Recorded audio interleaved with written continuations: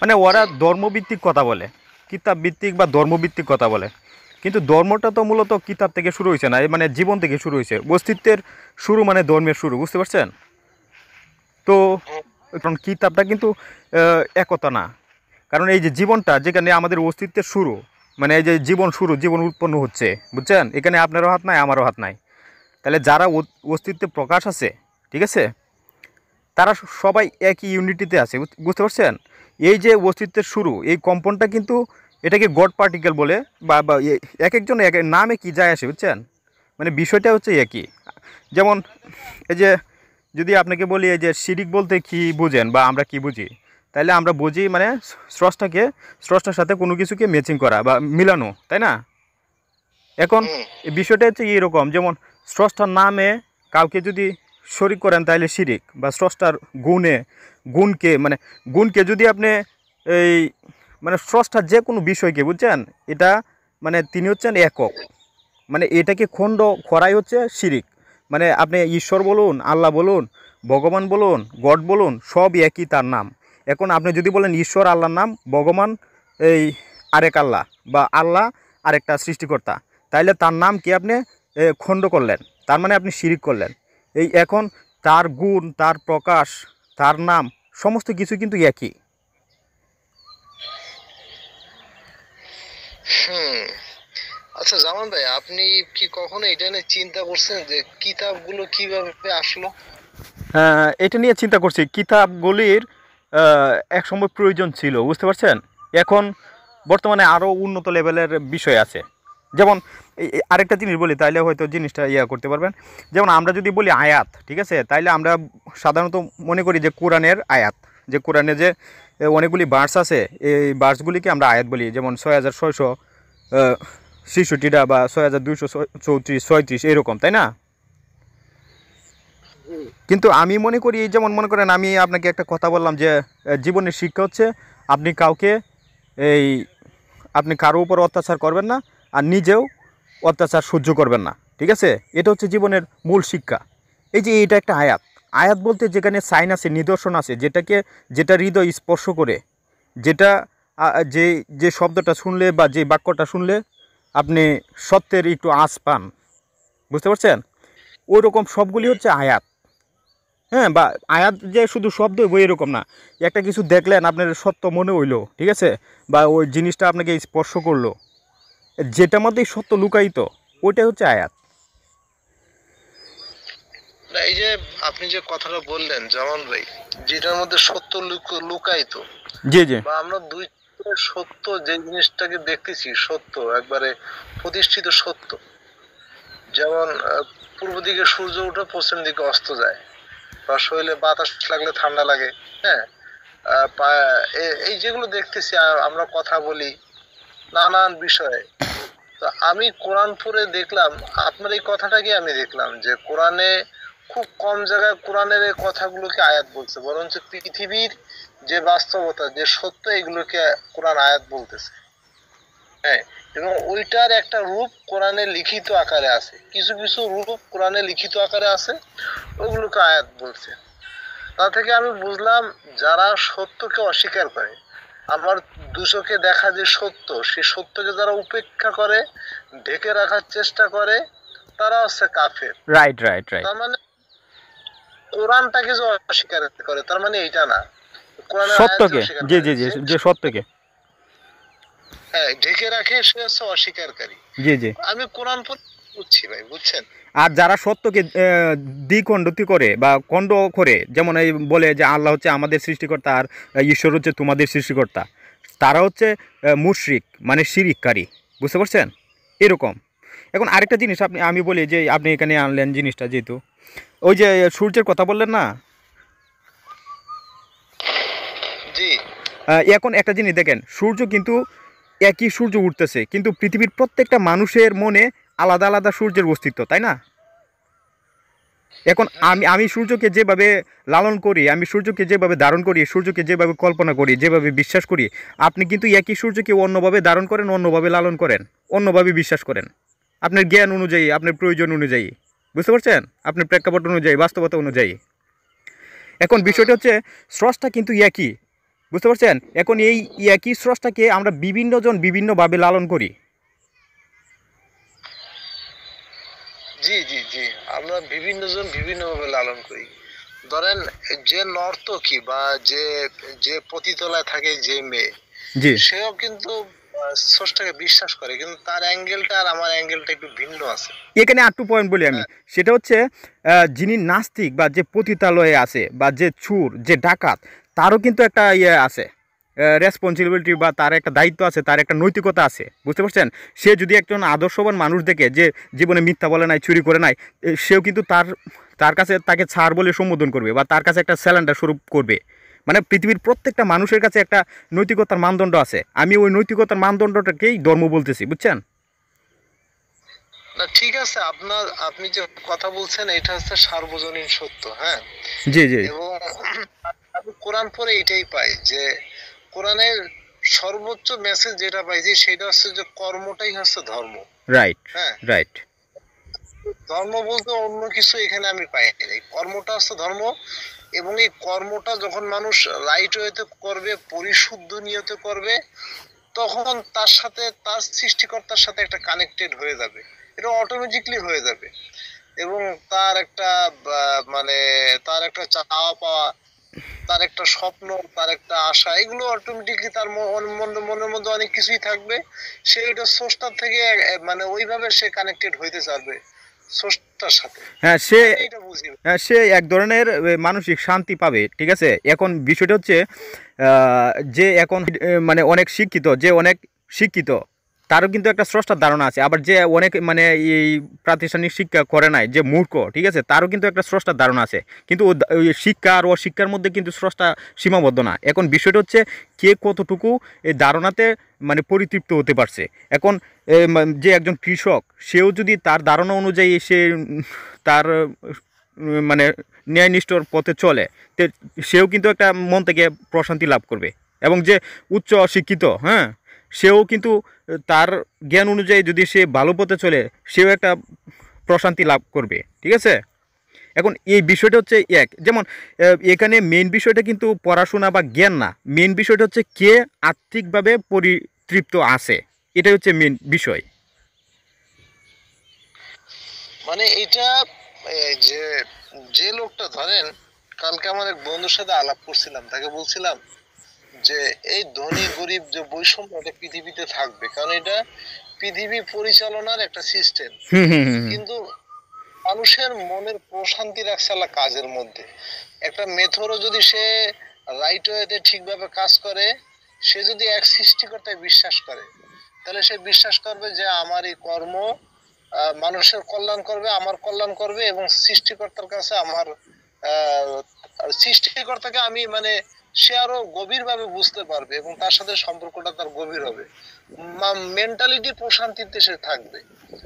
আর এইটা একজন কোটিপতিরও হতে পারে, কিন্তু দুই শ্রেণীর লোকই যদি সে অন্যায়ের প্রতি ঝোঁকে, অন্যায়কে প্রাধান্য দেয়, তখন সে মেন্টালিটি প্রশান্তিটা হারাবে।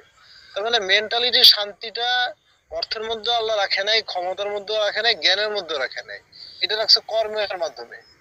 হুম, হুম, হুম। পরিশুদ্ধ মানুষের মানুষের এবং কর্মই হচ্ছে মানুষকে প্রভাবিত করে। এখন যে ভালো কর্ম করবে সে ভালো প্রভাব অনুভব করবে, আর যে খারাপ কর্ম করবে সে স্বাভাবিকভাবে খারাপ কর্ম অনুভব করবে। ঠিক আছে? আচ্ছা, জামান ভাই, তাহলে কিতাবটা কেন আসলো, কি জন্য আসলো, কে দিল?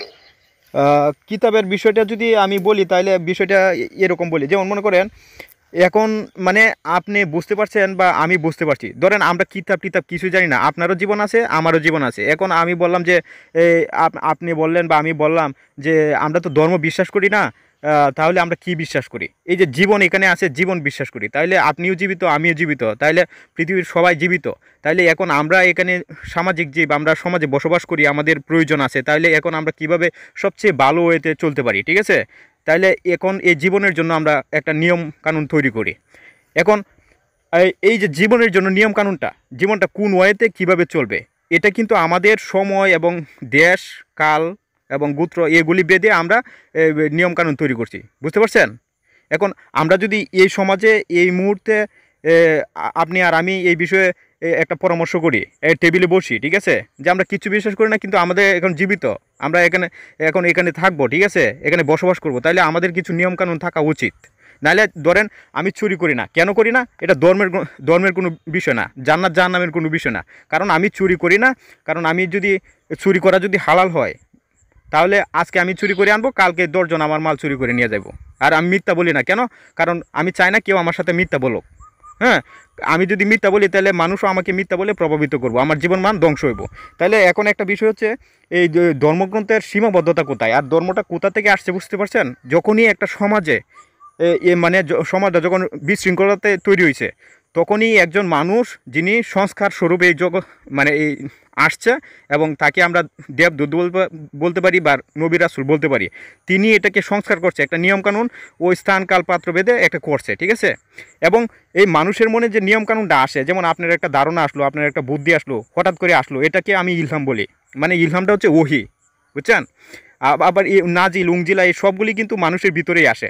এখন এই কিতাবের সীমাবদ্ধতা কোথায়? যেমন মনে করেন আপনি সর্বশক্তিমান একজনের উপর আমরা আস্থা নিলাম, যেমন আমি কে, এটা যদি আপনি গবেষণা করেন তাহলে একটা সুপ্রিম পাওয়ার পাবেন যিনি সব কিছুকে কন্ট্রোল করতেছে, বুঝতে পারছেন? তাহলে ওই সত্তাটাকে কী নাম দেওয়া যায়? ধরেন আপনি নাম দিলেন যে আল্লাহ, এই যে এখন আল্লাহ নাম দিলেন, আরেকটা সম্প্রদায় ওই সর্বশক্তিমানের নাম দিল যে সুপার পাওয়ার, তাহলে তার নামটা আর আপনার নামটা কিন্তু শব্দ দুইটা ভিন্ন, কিন্তু বোধগত অর্থ কিন্তু একই। যেমন আল্লাহ বলতে কাকে বোঝানো হচ্ছে? যিনি সর্বশক্তিমান, সব কিছু সৃষ্টিকর্তা। বা ঈশ্বর বলতে কাকে বোঝানো হচ্ছে? যিনি সর্বশক্তিমান, সব কিছু সৃষ্টিকর্তা। তাহলে ঈশ্বর এবং আল্লাহ বোধগত সত্য কিন্তু একই, কিন্তু নামটা দুইটা ভিন্ন, বুঝতে পারছেন? জি ভাই, জি। এখন ওই যে আপনি যদি বেদ বলেন, বাইবেল বলেন, ত্রিপিটক বলেন, এই জন্য কোরআনে আছে আল্লাহ যুগে যুগে প্রত্যেকটা সম্প্রদায়ে আল্লাহ কিতাব সহ রাসূল প্রেরণ করছেন, বুঝতে পারছেন? আর প্রত্যেকটা রাসূলের কাজই ছিল মানে সমাজ সংস্কার করা। মানে রাসূলরার এই দায়িত্বই হচ্ছে যেই সমাজে রাসূল আসছে ওই সমাজে প্রচলিত নিয়মের বিরুদ্ধে কথা বলছে, কারণ ওই নিয়মগুলা তখনকার সমাজে মানে মানে এই আর চলে না, ঠিক আছে, মানে ওল্ড ভার্সন হয়ে গেছে, এখন আরও লেটেস্ট ভার্সন দরকার। যেমন মনে করেন 1400 বছর আগে কী হয়েছে, এখন সেই নিয়ম দিয়ে তো আর এখন বর্তমানে চলবে না, তাই না? 1400 বছর আগে তো ইন্টারনেট, মোবাইল ফোন এগুলি ছিল না, আরও অনেক কিছু আপডেট হয়েছে, বুঝতে পারছেন? জি। তাহলে মানে একটা সময় ছিল যখন মানুষ মানে গোত্রভাবে তারা বসবাস করত, তখনকার নিয়ম আর এখনকার নিয়ম, এখন তো সারা বিশ্ব একটা গোত্র, তাই না? যেমন আমি চাইলে, এখন যদি আমি একজন কথা বলি তাহলে সারা বিশ্ব চাইলে শুনতে পারবে, আর আগের সময়টা কিন্তু এরকম ছিল না। আগে একজন কথা বলে তার আশেপাশে 10-12 জন বা 100 জন যতই ছিল তারা শুনতে পারতো, বা মাইকও ছিল না, ঠিক আছে। আর এখন কথা বলে সারা বিশ্ব একত্রে শুনতে পারবে, তার মানে এখন সারা বিশ্বটাই হচ্ছে একটা পরিবার, আর তখন হাজার হাজার পরিবার গোত্র ছিল, তাই তখনকার নিয়ম আর এখনকার নিয়ম তো আলাদা। না জামান ভাই, আপনি সুন্দর কথাই বলছেন, বুঝছেন। আমি ব্যাপারটা এইভাবে চিন্তা করছি যে কোন একটা গোত্র, ধরেন আমি ঢাকা শহরে আছি, জি জি। আমি গাজীপুরে আছি, যখন গাজীপুরের লোকজন চরম অন্ধকারের মধ্যে ডুবে যায়, অন্ধকার জুলুমের মধ্যে ডুবে যায়, তখন সেই এলাকায় হয়তো দেখা যায় দুই একটা লোক গভীরভাবে চিন্তা করে যে এই সমাজটাকে কিভাবে উন্নত করা যায়, এই সমস্যার সমাধান কি, জি, দূর করা যায়। আর তখন তার হৃদয়ে এই জিনিসগুলো আল্লাহ ঢালে যে তুমি এইভাবে মানুষকে বলো, মানুষকে পরিচালনা করো, মানুষকে বলো, তাহলে মানুষ সঠিক মেসেজ পাবে। তো ওই যে একসময় কোট করা হইলে ওইটা কিতাব আকারে হয়েছে আর কি। আমি যা বুঝলাম আর কি, বুঝছেন। কিন্তু দেখা যায় যে এই কিতাবটা একসময় বিকৃতি হয়ে যায়, ওই যে কিতাব থেকে ধর্ম বানাইছে, ধর্মের কারণে কিতাবগুলো আস্তে আস্তে বিকৃতি হয়ে যায়। যেমন আমাদের কিতাব থেকেও অনেক ধর্ম তৈরি হয়েছে, হ্যাঁ। তো কিন্তু দেখা গেছিল যে কিতাবের যে মূল কথাগুলো, হ্যাঁ, মূল মেসেজগুলো আল্লাহ সার্বজনীন ছিল, সেইগুলোকে গোল প্যাচ দিয়ে ওইগুলোকে মানুষ ধর্ম আকারে তৈরি করছে একসময়, রাজনৈতিক স্বার্থ এবং অর্থনৈতিক স্বার্থের জন্য। তারপরে এগুলি মানে এই বিলুপ্ত হয়ে গেছে বা এরা বৈপরীত্য রূপ ধারণ করছে। সূরা ইব্রাহিমে যেমন আছে যে আল্লাহ বলছে প্রত্যেকটা জাতির মধ্যে আল্লাহ বার্তাবাহক বা নবী রাসূল প্রেরণ করবে, হ্যাঁ। তো এইভাবে দেখা যায় যে আল্লাহর মেসেজটা যে সার্বজনীন মেসেজ, এই মেসেজ গুলো প্রত্যেকের কাছে আল্লাহ পৌঁছে দিবে যেভাবেই হোক। হ্যাঁ, এখন আমরা মানে কোরআনের তো অনেক কথা তো আসলে বোঝাটাও কঠিন, যেহেতু অ্যারাবিক ভাষা, এটা তো 1500 বছর আগের ভাষা। তবে আমি এখানে দেখি যে মেসেজ গুলো একবারে ক্লিয়ার, হ্যাঁ, সেগুলো মোটামুটি সার্বজনীন মেসেজ।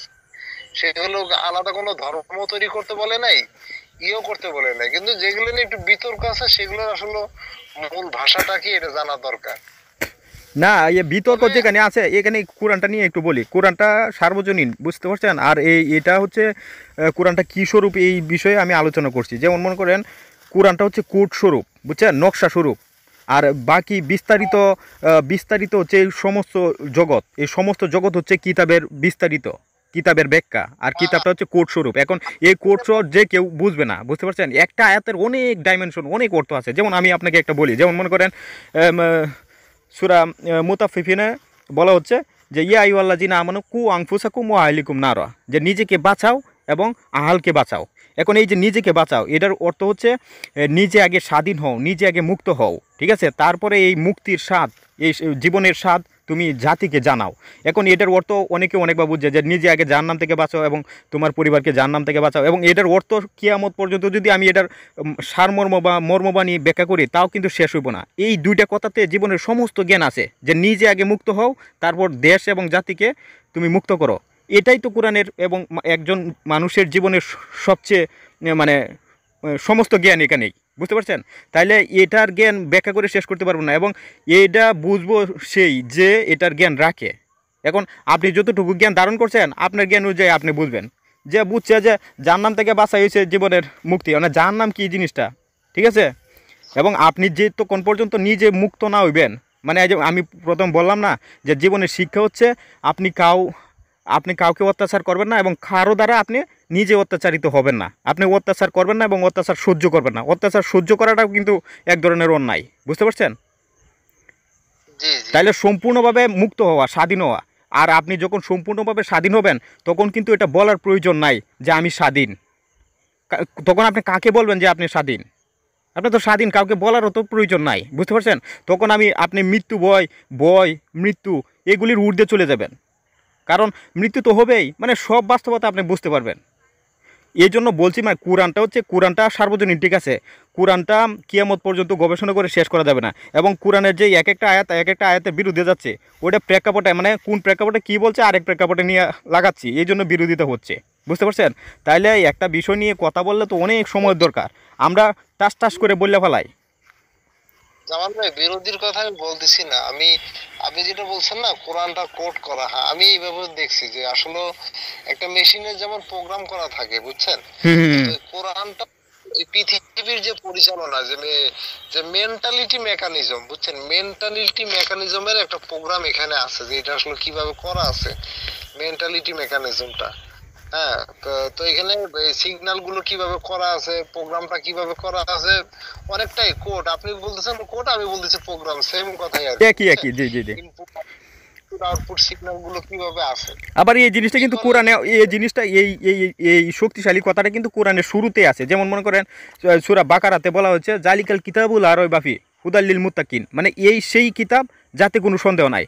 মানে এটা বলা হচ্ছে না এই কিতাবে কোনো সন্দেহ নাই, বলা হচ্ছে এই সেই কিতাব। যেমন আমি এটা হয়তো আগে বলছি, যেমন আমি একটা জমি বিক্রি করব, এখন আমি কিন্তু জমি সরজমিন কিন্তু আপনার কাছে তুলে নিয়ে যাই নাই, আমি একটা নকশা নিয়ে গেছি বা শার্ট নিয়ে গেছি, হ্যাঁ জমির নকশা নিয়ে গেছি, বলছি যে এই যে 513 নাম্বার যে দাগটা, এই দাগটা হচ্ছে আমার জমি, এটা আমি বিক্রি করব। তাহলে জমি কিন্তু জমির জায়গাতে আছে। এখন তাইলে কিতাবটা বলতেছি এই সেই কিতাব যাতে কোনো সন্দেহ নাই। তাহলে মানে অরিজিনাল কিতাবটা কোনটা? এটা হচ্ছে কিতাবের নকশা স্বরূপ। তাহলে অরিজিনাল কিতাব হচ্ছে এই গোটা জগৎ, এটা হচ্ছে বাস্তব কিতাব। তাহলে এই গোটা জগৎ যিনি সরজমিন চিনেন তিনি এই কিতাব, এই কোড বুঝবেন। আর যিনি এই কোড পড়তেছে তে সরজমিন নাও বুঝতে পারে, বুঝতে পারছেন? কোড পড়ে সরজমিন নাও বোঝা যাবে, কিন্তু যে সরজমিন দেখছে, সরজমিন কিতাব পড়ছে, সে কোড মানে কোড শোনা মাত্র সে বুঝতে পারবে। এটা আপনি বলছেন আর ভালো কথা বলছেন যে সারা পৃথিবীকে কিতাব বলছেন। এটা এইভাবে হয় যে এটা সেই প্রোগ্রাম বা সেই বিধান মানে যে বিধান সৃষ্টি শুরু থেকে চলে আসতেছে, যার মধ্যে কোনো সন্দেহ নেই। ওই তো গোটা জগৎ তো সৃষ্টি শুরু থেকেই। জি, এটা তো শুধু এই যে আমাদের আমাদের এই যে এই আর্থ যে প্ল্যানেটটা, এই যে আমাদের পৃথিবী নামক যে গ্রহটা, এটা না তো এই সমস্ত জগৎ মানে universe, multi universe, super universe যা আছে আর কি। হ্যাঁ, জি জি। আচ্ছা, তারপরে আপনার ওই যে কোরআনে কিছু জায়গা আছে রাসূলকে উদ্দেশ্য করে বলছে, আমি তোমার কাছে যা নাজিল করছি এই ব্যাপারে যদি তোমার সন্দেহ হয়, তাহলে যারা যারা যারা জ্ঞানী তাদেরকে জিজ্ঞাসা করো। হুম হুম তার হুম। মানে জ্ঞানীরা তাহলে কিভাবে বুঝবে যে এটা আল্লাহ থেকে আসছে? নিশ্চয়ই এটা সার্বজনীন মেসেজ। জ্ঞানীরা অলরেডি তো অলরেডি সার্বজনীন। অলরেডি যারা জ্ঞানী তাদের কাছে অলরেডি এই মেসেজটা মানে আগে পাঠানো হচ্ছে এবং তারা এটার ফলাফল পাইছে, বুঝতে পারছেন? ধরতে পারে আর কি, যে জ্ঞানী যে বুঝতে চায় সেগুলো ধরতে পারে। ধরতে পারে, আর হ্যাঁ। যেগুলোকে কেয়ার করে না সেগুলো ধরবে কিভাবে? সে তো এগুলোকে মূল্যায়নই করে না, তাকে আল্লাহ জ্ঞানও দেয় না। তো তার থেকে বোঝা যায় যে আসলে যে মেসেজ, এই সার্বজনীন মেসেজ গুলোই হচ্ছে আল্লাহর মেসেজ। আর হুম ধর্মের নামে যেগুলো তৈরি করতেছে এগুলো মানুষের তৈরি, এগুলো আল্লাহর তৈরি না।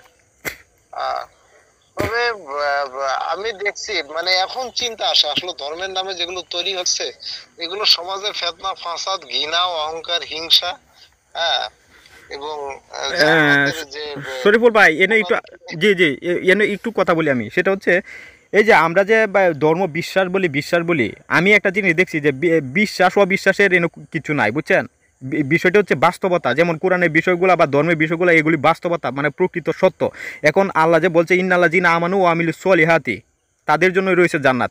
এখানে ইন্নাল্লাযিনা আমানু মানে যারা স্বীকৃতি দেয় এবং তা অনুযায়ী কাজ করে, যারা স্বীকৃতি দেয় এবং তা অনুযায়ী কাজ করে, বুঝতে পারছেন?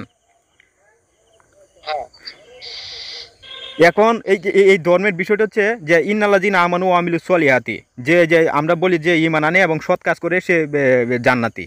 অর্থাৎ যে স্বীকৃতি দিছে এবং তা অনুযায়ী কাজ করছে, মানে বিশ্বাস মানে স্বীকৃতি দেওয়া মানে আপনি পরিশুদ্ধ হইলেন, মানে আপনি নিজে আগে মুক্ত স্বাধীন হইলেন। তারপর হচ্ছে আমিলুস সলিহাত মানে ভালো কাজ মানে এই না সুবহানাল্লাহ এরকম না। ভালো কাজ হচ্ছে যেটা দেশ ও জাতির কল্যাণে কাজ হয়, যেটা যে কাজটার দ্বারা দেশ ও জাতি ও কিছুটা উপকৃত হবে, সেটাই হচ্ছে ভালো কাজ। যেমন মনে করেন আপনি পরিশুদ্ধ হইলেন, হ্যাঁ, আপনি কিন্তু পরিশুদ্ধ হইয়া মনে করেন খাইতেছেন আর বাথরুম করতেছেন, আপনি কিয়ামত কোনোদিন জান্নাতে যাইতে পারবেন না।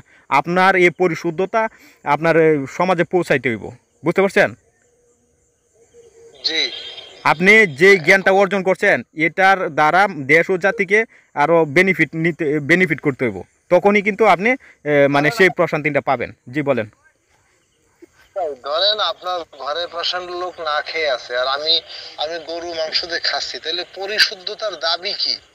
দাবিটা হচ্ছে তার খবর নেয়া, তাই না? হুম হুম হুম এগুলো শুদ্ধতার দাবি। তাহলে আমি যদি বলি যে আমি পরিশুদ্ধ হয়ে গেছি কিন্তু কর্মে নাই, তাহলে তো এটা তো একটা ফেক কথা। হুম আর দুই নম্বর হচ্ছে ভাই, আপনি যেখানে আছেন, আপনি আজকে যে পজিশনে আছেন, সেই পজিশনটা তো আসতে আপনার অনেক কাঠখড়ি পুরান লাগছে, মেন্টালিটি অনেক প্রেশার নেওয়া লাগছে, অনেক সময় মানসিক অনেক প্যারা নেওয়া লাগছে, ভাই এখনো কিছু কিছু নেওয়া লাগে। এই যে যে যুদ্ধ সংগ্রাম স্টাডি গবেষণার পরে এই জায়গাটা আসতে দাঁড়াইতে পারছেন, কারণ আপনি যে একটা প্যাকেজ ভিত্তিক যে একটা ধর্ম, সেটা থেকে বের হয়ে আসা যে কতটা কঠিন।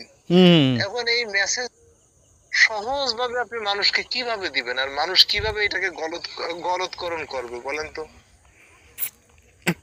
এখানে আরেকটা জিনিস, আচ্ছা বলতেছি, বিষয়টা হচ্ছে আমরা যারা মানে সত্য কিছুটা বা সত্যের আঁচ পাইছি বা সত্যের গ্রান কিছুটা হইলেও পাইছি, আমরা কি করি অনেক সময় দেখবেন আপনি ইউটিউবে বা যারা অনলাইনে কথা বলে দেখবেন, যারা একটু কিছু বুঝে গেছে নিজেরা মনে করে যে আমরা কিছু বুঝালছি, তারা দেখবেন তোরকে জড়ায় যা, তারা ঝগড়া করে যে তোমারটা ঠিক না, এটা ঠিক, তর্ক করে, বুঝছেন?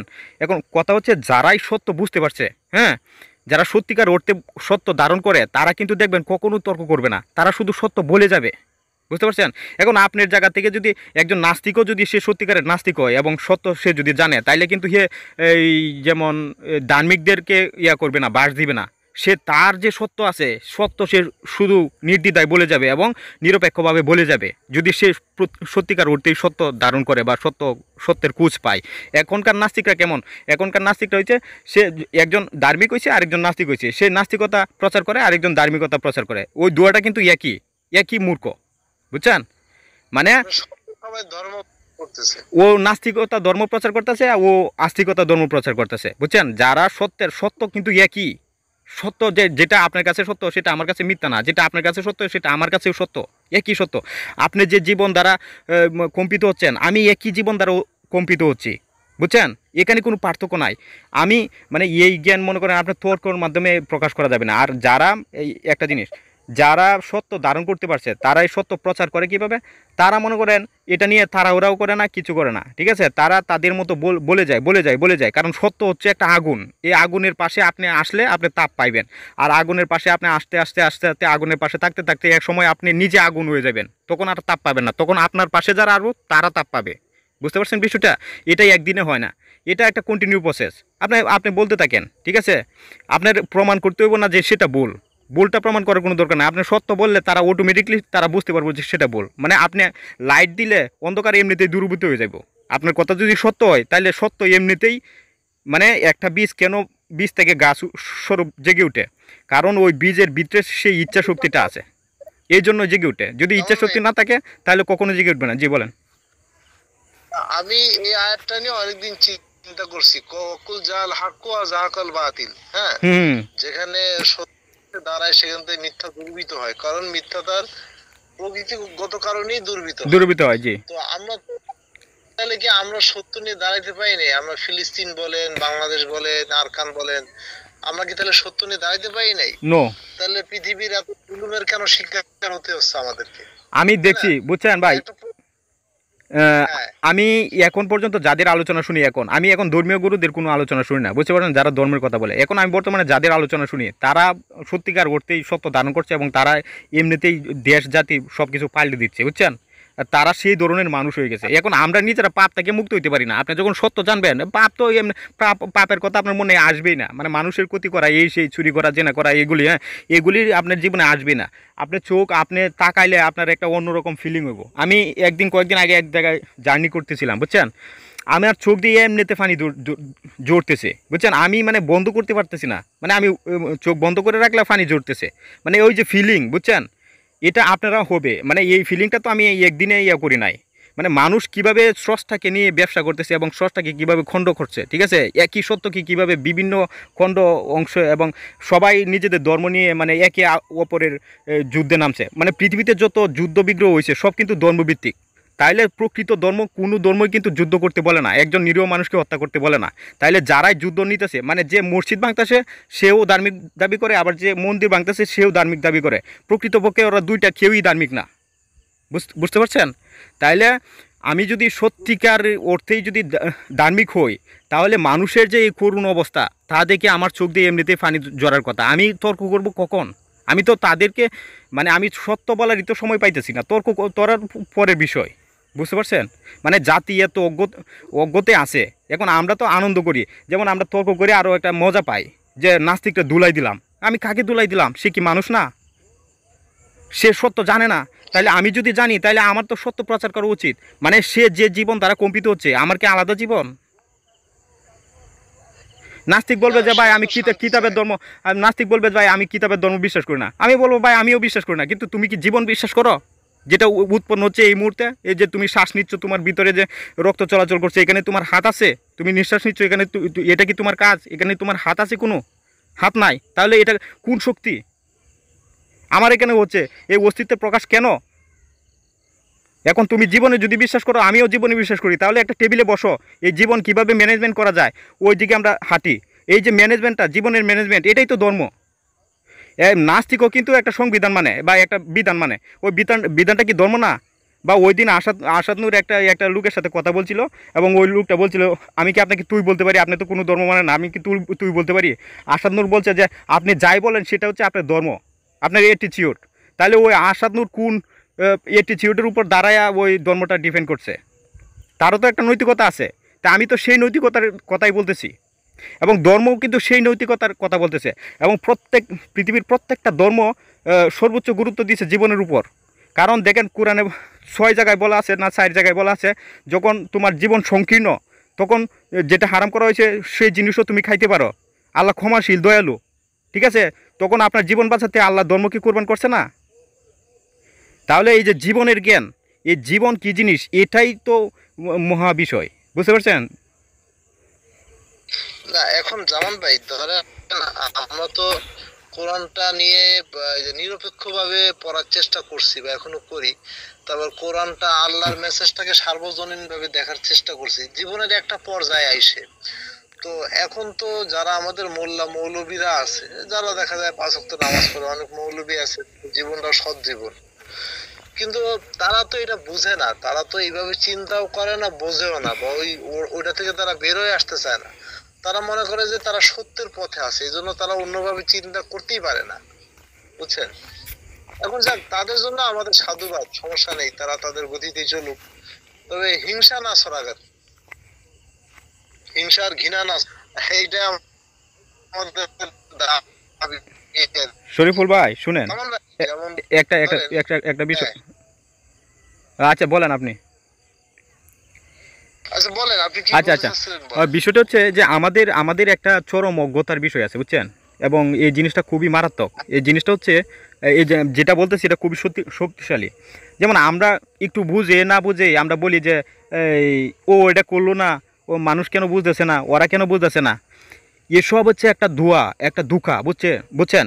সত্যিকারের শর্ত হচ্ছে আপনি যদি ধারণ করতে পারেন, আপনি যদি সত্য বুঝতে পারেন, তাহলে কে কি করলো ওইদিকে আপনি তাকাচ্ছেন কেন? আপনি সত্য প্রচার করেন বা আপনি কাজ করেন। মানে একটা বিষয় কি, যখন আমরা একটা কিছু জানি তখন যদি আমার একটু বয়স হয়ে যায় তখন আমরা স্বাভাবিকভাবে চিন্তা করি যা ওই জিনিসটা তো আর আমি করতাম না, ঠিক আছে আমি সন্তানরে আমি ওই পথে চালাবো। যখন কেউ আহলে হাদিস হয় তখন সে তার সন্তানরা আহলে হাদিস বানাইতে চায়, কেউ আহলে কোরআন হইলে তার সন্তানরা আহলে কোরআন বানাইতে চায়। হ্যাঁ, কেউ ইসলামের ধর্মের একটু গুরুত্ব বুঝতে গেলে বুঝতে পারলে সে তার ছেলেকে হাফেজ বানাইতে চায়। এখন এই যে জিনিসটা সে না হইয়া সে হাফেজ হোক, সে বুঝতে পারছে সে হাফেজ হোক, সে আহলে হাদিস হোক, সে আহলে কোরআন হোক, তার সন্তানের উপর চাপায় দেয়া। এই জন্য আমরা কিছু বুঝতে গেলেই বলি যে ওই আমার এত তো হুজুর বুঝতেছে না, এরা বুঝতেছে না। নো, আমি এই মুহূর্তে বুঝতে পারছি, আমি জীবিত, আমার শ্বাস প্রশ্বাস চলতেছে, কে কি করলো না করলো আমি করলাম, আমি করব, কারণ আমি একটা জীবন, আর আমার এই জীবন হচ্ছে ক্ষণস্থায়ী। এবং আমার যে সময় চলে যাচ্ছে এটা সময় না, এটা আমার জীবন চলে যাচ্ছে। এবং আমি মানুষ কেন, আমি মানুষের দেখার তো সময় নাই। আমার বাচ্চা কেন, বাচ্চা তো আলাদা জীবন, সে তো আলাদা ব্যক্তিত্ব। এই যে আমাদের অজ্ঞতা, বুঝতে পারছেন, যে কে কি করলো না করলো, আমার বাচ্চা কি করবে এটা তার ব্যক্তিগত বিষয়। আমি, আমার বাচ্চা একটা জীবন আমার ঘরে আসছে, এটা হচ্ছে আমার এক ধরনের একটা ইয়ে, বুঝছেন, একটা সৌন্দর্য, একটা প্রশংসার বিষয় যে একটা জীবনকে ছোটো থেকে বড় হতে দেখছি, এটা তো আমার একটা সৌভাগ্য।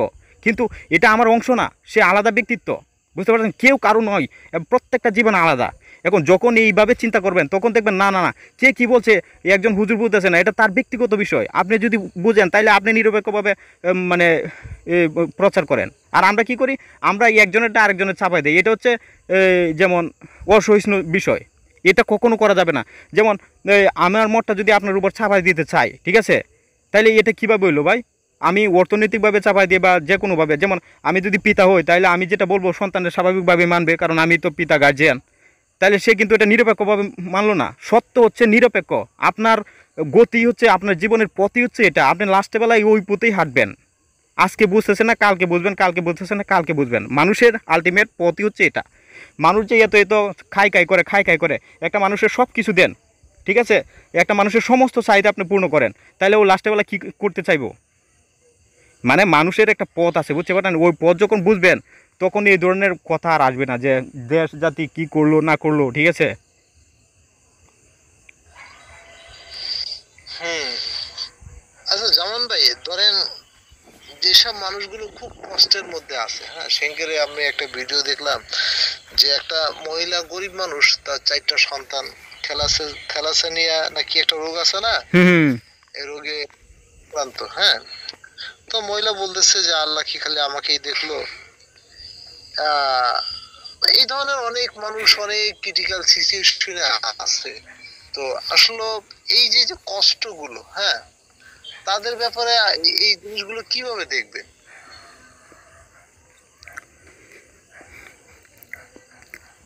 না, তাদেরটা তাদের ব্যাপার, এটা তাদের সাথে আল্লাহ কি বোঝাপড়া করতেছে এটা আল্লাহ তাদের ব্যাপার, তাদের মেন্টালিটি মেকানিজম আল্লাহই ভালো জানে। ব্যাপারটা কি এরকম? না না, এই বিষয়টা হচ্ছে এরকম, যেমন এই বিষয়টা প্রশ্ন হচ্ছে এরকম যে ধর্ম যদি সত্যই হয়, আল্লাহ যদি সত্যিকার অর্থেই থাকে, তাহলে জগতে এত অহিংসা কেন, এত মারামারি, এত কাটাকাটি, এত কিছু কেন? এখানে পয়েন্ট, 1 নাম্বার পয়েন্ট, এটা মনে রাখবেন, এই জগতে কি হচ্ছে না হচ্ছে ওইটা কি আপনার দেখার বিষয়? আমি যেটা বলতেছি, আপনার বিষয়টাই এখানে প্রাসঙ্গিক। ওই জগতে কি হচ্ছে না হচ্ছে এটা কি মেন বিষয়, না আপনার ভিতর কি হচ্ছে না হচ্ছে এটা বিষয়? জগতের যুদ্ধ না আপনার মনের যুদ্ধ? তাহলে আপনার মনের যুদ্ধ যদি, আপনি যদি এখন পরিতৃপ্ত হন, আপনি যদি এখন শান্ত হন, আপনি যদি এখন প্রশান্ত হন, তাইলে জগতের যে দুঃখ কষ্ট আপনি বুঝতে পারবেন। আচ্ছা, তাইলে এখন আপনি প্রশান্ত, এখন বুঝতে পারছেন যে একজন মানুষ দুঃখে আছে, একজন মানুষ কষ্টে আছে, তাইলে কি করতেছেন? এই দেখেন, একজন মানুষ পরিতৃপ্ত হইলে, একজন মানুষ যদি আদম রূপ গ্রহণ করতে পারে, একজন মানুষ যদি আত্মা পরিশুদ্ধ করতে পারে, তাইলে আল্লাহর সাথে তার কোনো পার্থক্যই থাকে না চেতনাগতভাবে। যেমন আল্লাহ বলছে ইব্রাহিম খলিলুল্লাহ, ইব্রাহিম হচ্ছে আল্লাহর পরম বন্ধু, তাইলে ইব্রাহিম হচ্ছে একজন মানুষ, আল্লাহ হচ্ছে সৃষ্টিকর্তা, তাইলে তারা কিভাবে বন্ধু? তারা হচ্ছে চেতনাগত, আত্মাগত তাদের সম্পর্ক। তাহলে আপনি যখন সেই চেতনাতে থাকবেন, তখন আপনার সাথে আর আল্লাহর কোনো মানে ফিজিক্যাল সারা, মানে আত্মিক কোনো পার্থক্য থাকবে না। তখন আপনি দেখবেন যে ওই লোকটা যে কষ্ট পাচ্ছে, এটা আল্লাহরই একটা অংশ কষ্ট পাচ্ছে, কিন্তু সে বুঝতেছে না, সে নফস আকারে আছে, সে বলতেছে আমি। কিন্তু এই আমিটা, জগতের প্রত্যেকটা প্রকাশই তার প্রকাশ, প্রত্যেকটা সৃষ্টি তিনি, বুঝছেন? আমরা যে বলি আল্লাহর সৃষ্টি, নো, তারই অংশ, তারই রূপ, বিভিন্ন রূপে তিনি প্রকাশিত হয়েছেন, বুঝছেন? এখন আপনি দেখবেন যে একটা রূপ কষ্ট পাচ্ছে, মানে তিনিই কষ্ট পাচ্ছেন, তাইলে তাকে সাহায্য করা মানে তাকেই সাহায্য করা। এবং তিনি যে কষ্টটা কেন পাচ্ছেন, এই কষ্টটা হচ্ছে তার আস্বাদন, বুঝতে পারছেন? এখানে অনেক প্রশ্ন আছে এবং অনেক জ্ঞান আছে। যেমন মনে করেন, যদি সংক্ষিপ্ত বুঝতে পারেন, আমি তো সংক্ষিপ্ত কথা বলি, এটাই হচ্ছে সমস্যা। যেমন মনে করেন, আপনার যখন কোনো কাজ থাকে না, আপনি যখন পরিতৃপ্ত, আপনি খাবার খাইছেন পেট ভরা, তখন আপনি কি করতে চান? একটু আস্বাদন করতে চান, একটা মুভি দেখেন, তাই না? বা একটা গান শুনেন, তাই না? হ্যালো, এখন আপনি যে একটা মুভি দেখতেছেন, ওই মুভিতে কিন্তু দুঃখের সিন আছে এবং কষ্টের সিন আছে, ভালোবাসার সিন আছে, ঘৃণার সিন আছে, অনেকটা সিন আছে, তাই না? সব ইমোশনের সিন আছে। এখন এই যখন দুঃখের সিন হয়, তখন কি আপনি দুঃখিত হন? বা যখন ভালোবাসার সিন হয়, তখন কি আপনি রোমান্টিক হন? এবং আপনি কিন্তু সমস্ত সিনের যে আস্বাদন, এগুলি কিন্তু আপনি নিমিত্ত আস্বাদন আপনি উপভোগ করতেছেন। আপনি কিন্তু দুঃখও না, সুখও না, প্রেমও না, ভালোবাসাও না, বুঝতে পারছেন? আপনি সিনেমাটা উপভোগ করতেছেন।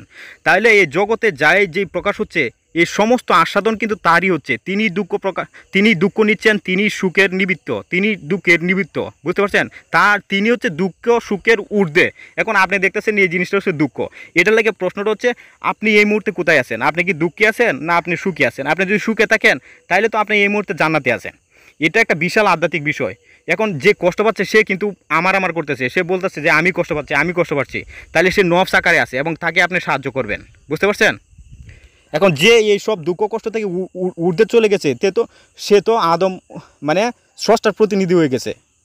মানে আমরা নূরে আদম বলি, বা এই নফসকে পরিশুদ্ধ করলে কি বলে, আত্মা পরমাত্মা, এরকম অনেক ধর্ম অনেক কিছু বলে, বুঝতে পারছেন? বা এই নফসে মুতমা ইন্না, পরিষিপ্ত প্রশান্ত আত্মা, এরকম।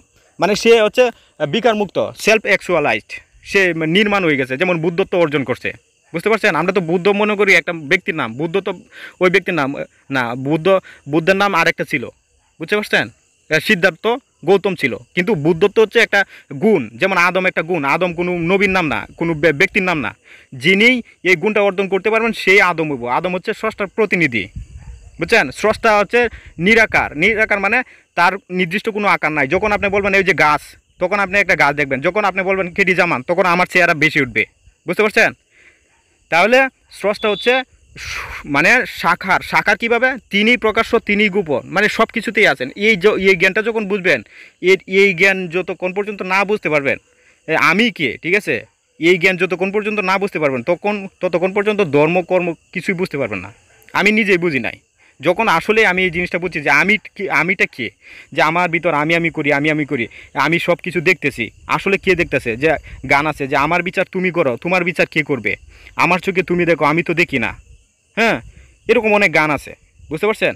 তাহলে আল্লাহর ইচ্ছায় সব কিছু হচ্ছে, বা আল্লাহর ইচ্ছায় আমি সব আপনার সাথে কথা বলতেছি, এটা তারই ইচ্ছা।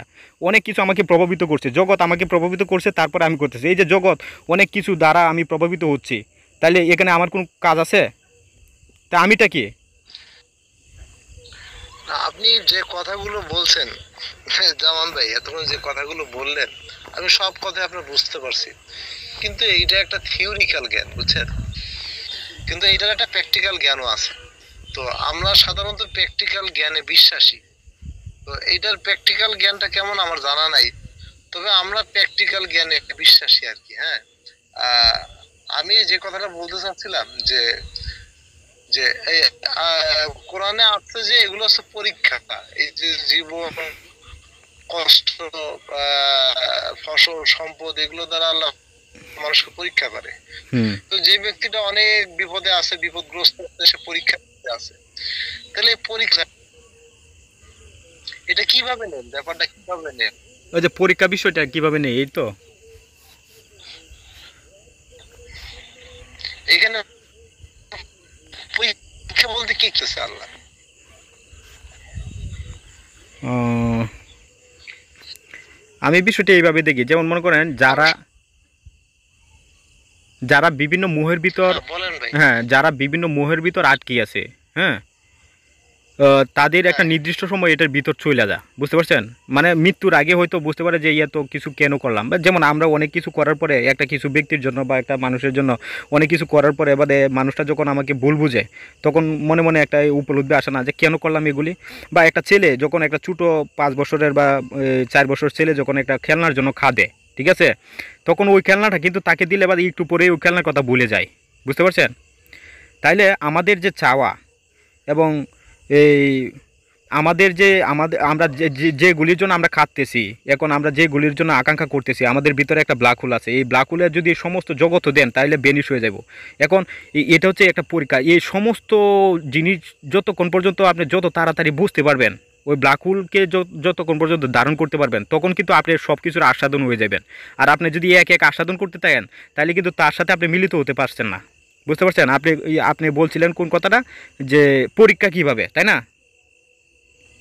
এখন যারা রেস মানে করতেছে, পরীক্ষা যে এখন যারা রেস করতেছে পরীক্ষাটা কি? তারা কিন্তু পরীক্ষা পরীক্ষা দিতেছে। আর যারা দৌড়তেছে, প্রতিযোগিতায় দৌড়তেছে, তারা কিন্তু পরীক্ষা দিতেছে। কিন্তু যাই এই প্রতিযোগিতায় নাই, প্রতিযোগিতার ঊর্ধ্বে চলে গেছে, সে কিন্তু আর পরীক্ষার্থী না, বুঝতে পারছেন? এই জগৎটা হচ্ছে প্রতিযোগিতা, এই জন্য পরীক্ষা, এই জন্য বলা হচ্ছে এই জগৎটা হচ্ছে একটা ধোঁকা স্বরূপ বা খেলা স্বরূপ বা পরীক্ষা স্বরূপ, বুঝতে পারছেন? হুম, আমার কথা কি বুঝতে পারছেন? হুম, এখন আপনি যেটার পিছনেই মানে আমার জীবন এখানে উৎপন্ন হচ্ছে, ঠিক আছে, আমার খাবার প্রয়োজন। একটা মানুষ মনে করেন এই যে মানুষের যে ক্ষুধা থাকে, ক্ষুধা কিন্তু পেটে থাকে। এখন আপনি যদি খাবার দেয়, আপনি খাবার খেলে কিন্তু পেট ভরা যাব, পেট ভরে যাবে, কোনো সমস্যা নাই। কিন্তু ক্ষুধা যদি আপনার মাথায় থাকে, তাইলে সমস্ত জগৎ দিলেও কিন্তু আপনার পেট ভরবে না, কারণ ক্ষুধাটা হচ্ছে আপনার মাথায়। তাইলে এই পৃথিবীতে এমনও মানুষ আছে যারা সম্পদ অর্জন করছে, তাদের 14 পুরুষ বৈশা খাইতারবো, কিন্তু তাদের সম্পদ শেষ হবো না, কিন্তু তাদের তাও ক্ষুধা আছে। তাহলে সেই ক্ষুধা কি তার পেটে না মাথায়? এই ক্ষুধা কোনোদিন নিবারণ হইব না। জি জি, এখন আমরা যে হাই উতাস করতেছি, এই দেখেন আল্লাহ আমাদের 24টা ঘন্টা সময় দিছে একদিনের মধ্যে, হ্যাঁ, তাইলে আমাদের পেট চালানোর জন্য মাত্র 2 ঘন্টা কাজ করলেই হয়। হ্যাঁ, 2 ঘন্টা কাজ করলেই আমাদের পেট চলে, কিন্তু আমরা তো সেটা করি না।